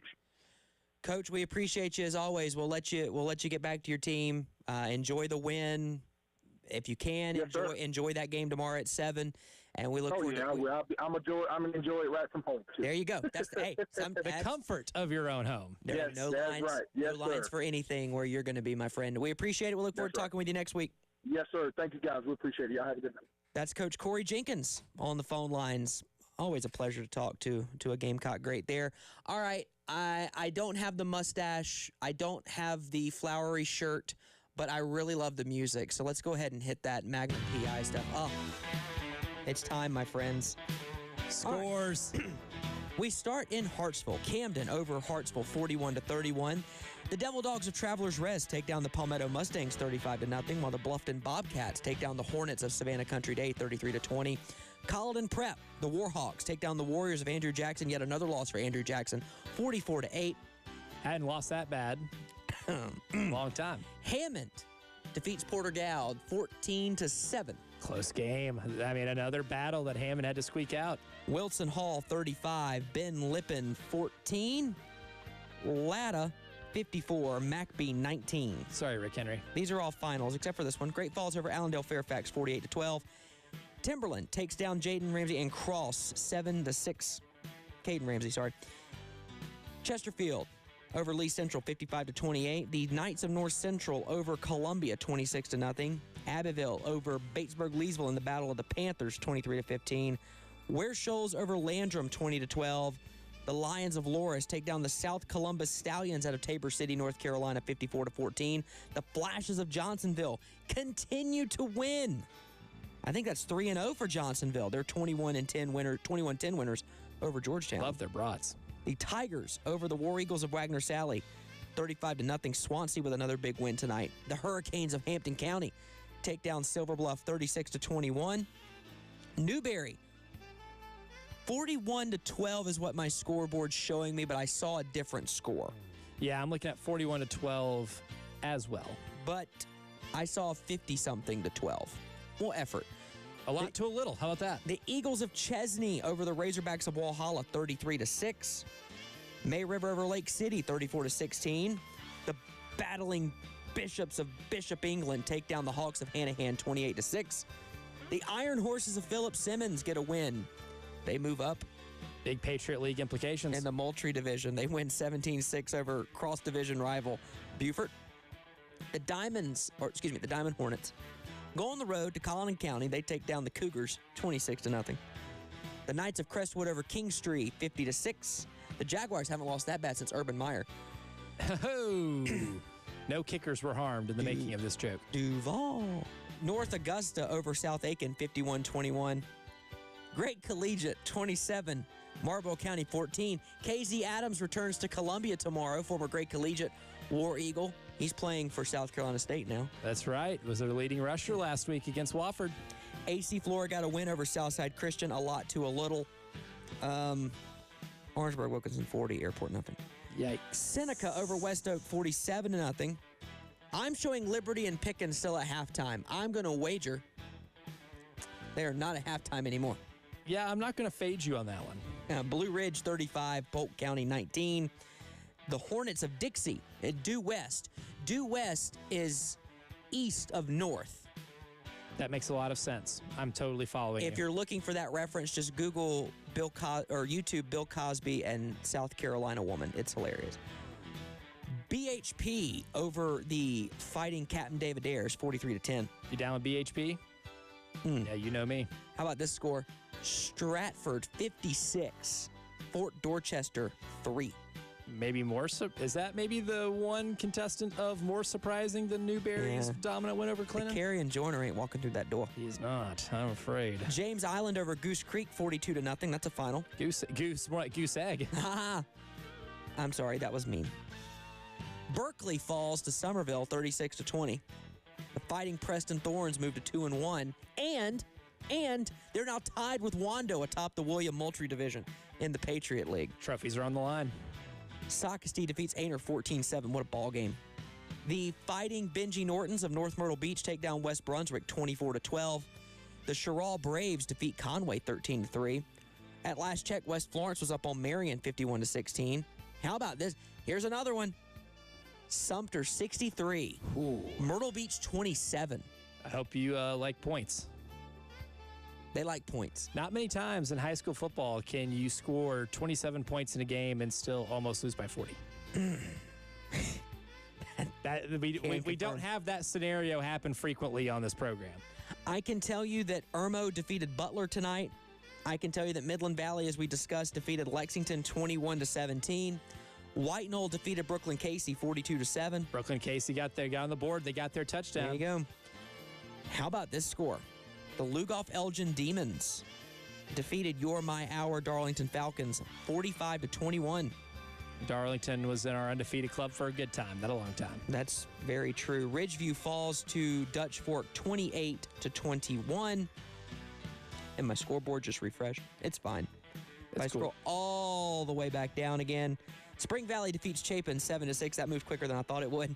Rock Hill defeats the Bruins of Lancaster 28-11. Have fun. Oh, yours updates. That's nice. Pick it up. That's right. Yes. Northwestern took down South Florence 56-35. Nation Ford beats River Bluff by 3 in a close game, 20-17. The Fighting Jack Veltries of Fort Mill all over Blythewood on the road, 33-7. At last check, Catawba Ridge and Chester tied at 17. Christchurch Episcopal, 37. Riverside, 35. That one was a thriller. Boiling Springs shuts out the Panthers of Chapman. I don't think Debo Samuel's walking through that door. Woodmont beats Pendleton on the road in overtime, 28-21. TL Hanna over Westside, 49-20 in the All Anderson Bowl. JL Mann falls to Daniel, 31-14. Hillcrest all over Grur, 55-16. Greenwood, thriller in overtime. That's our Honda drive of the week. 42-41 win over Dorman after scoring a touchdown with 3 seconds left to send it to overtime. Greenville beats Gaffney 17-14. Easley beats Wade Hampton 35-21. Wando shut out by Ashley Ridge 24-0. I can also give you Dixie over Southside 34-14. 96 scores 28 points. They defeat Blackville Hill to 28-12. Ware Shoals 20, the Cardinals of Landrum 12. That is a final as well. I don't I don't want to get to who's on the phone, but I know we got to. 'Cause I know what's coming. Willie's going to take his victory lap on you. I know what's coming. Willie's going to take his victory lap on you. All right, Willie, take it away. You better believe I'm going to take my victory lap for you because I'm celebrating our win like the Philadelphia Eagles got hold of them Cowboys last night. That's fine. That's fine by me.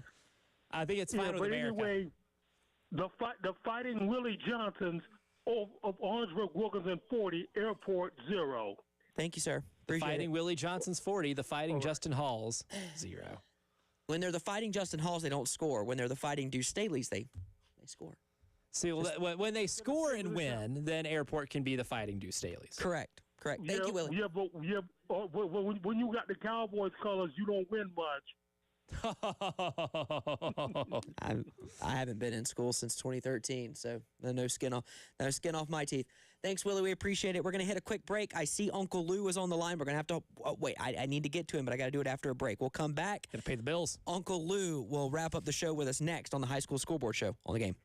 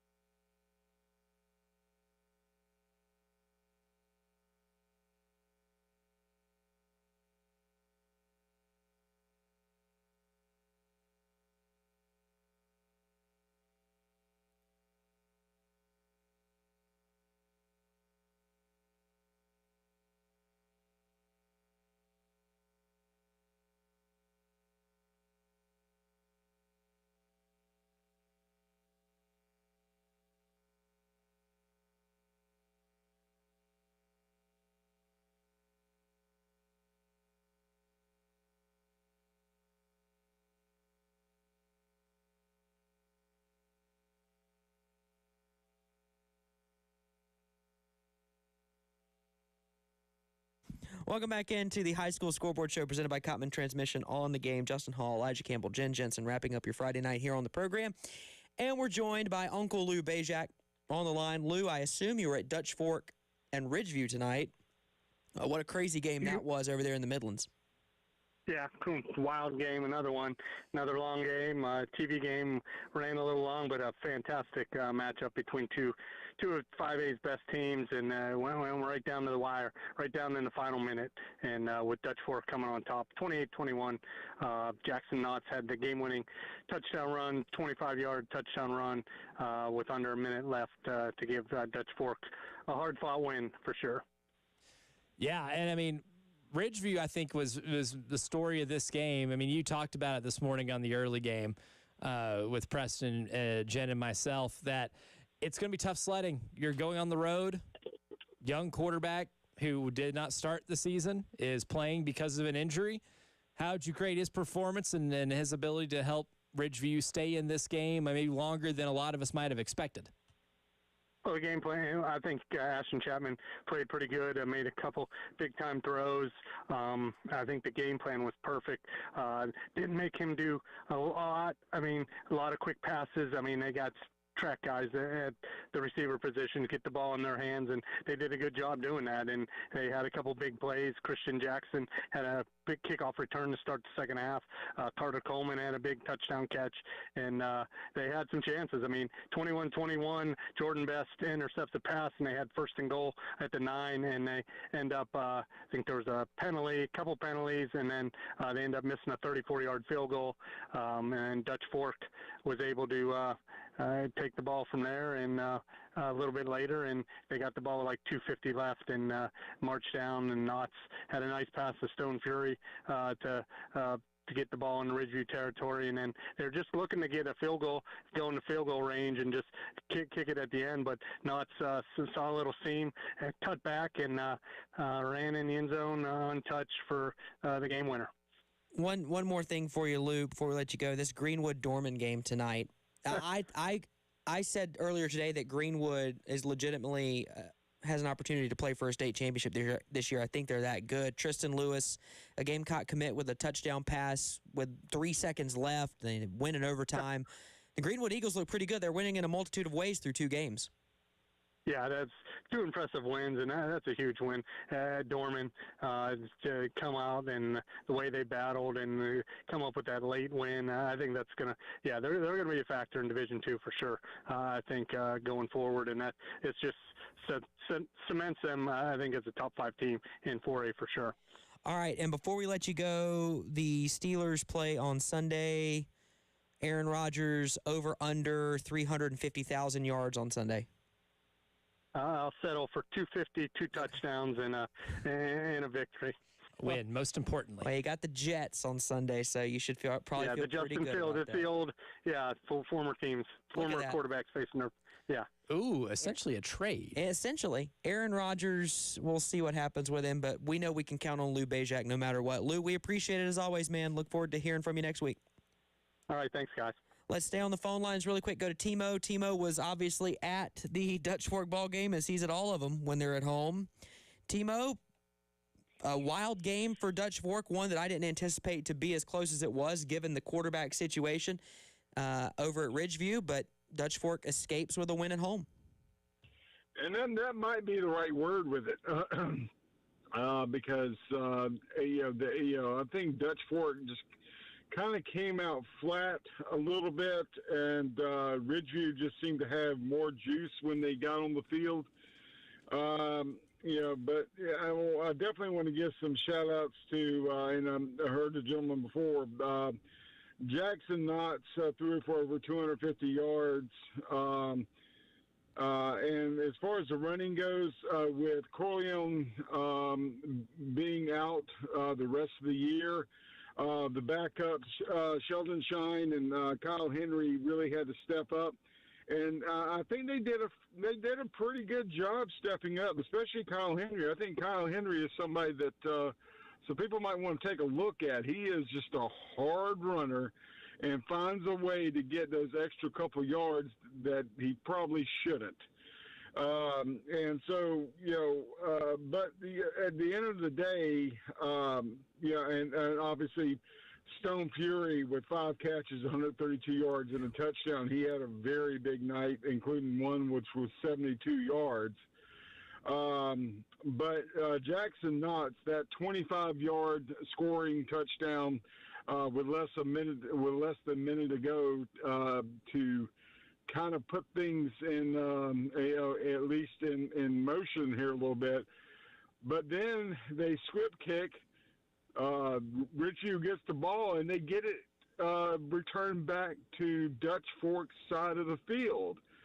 But Dutch Fork was able to hold on, and that's the fourth quarter. It really looked like Ridgeview's defense was just gassed. I think they were getting exhausted because they were on the field, and Dutch Fork was running a little bit of faster tempo offense than they normally do, and I just think Ridgeview just ran out of gas.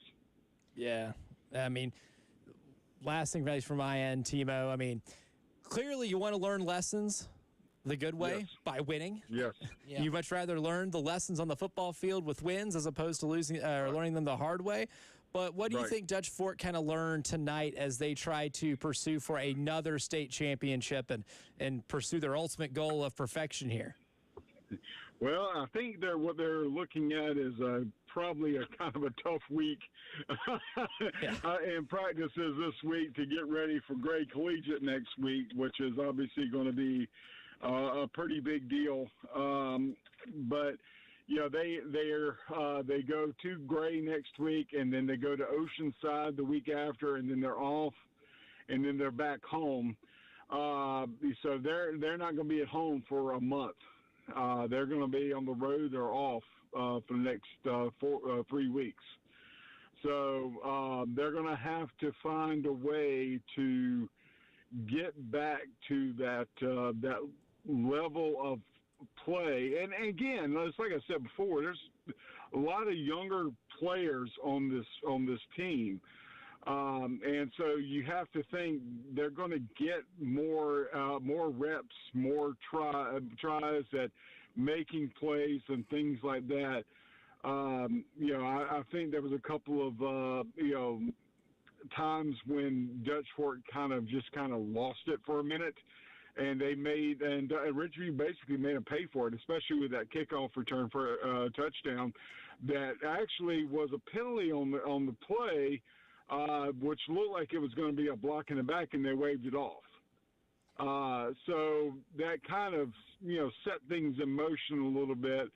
And I think it took them a little time to really get in there and say, okay, we really need to play Dutch Fork football.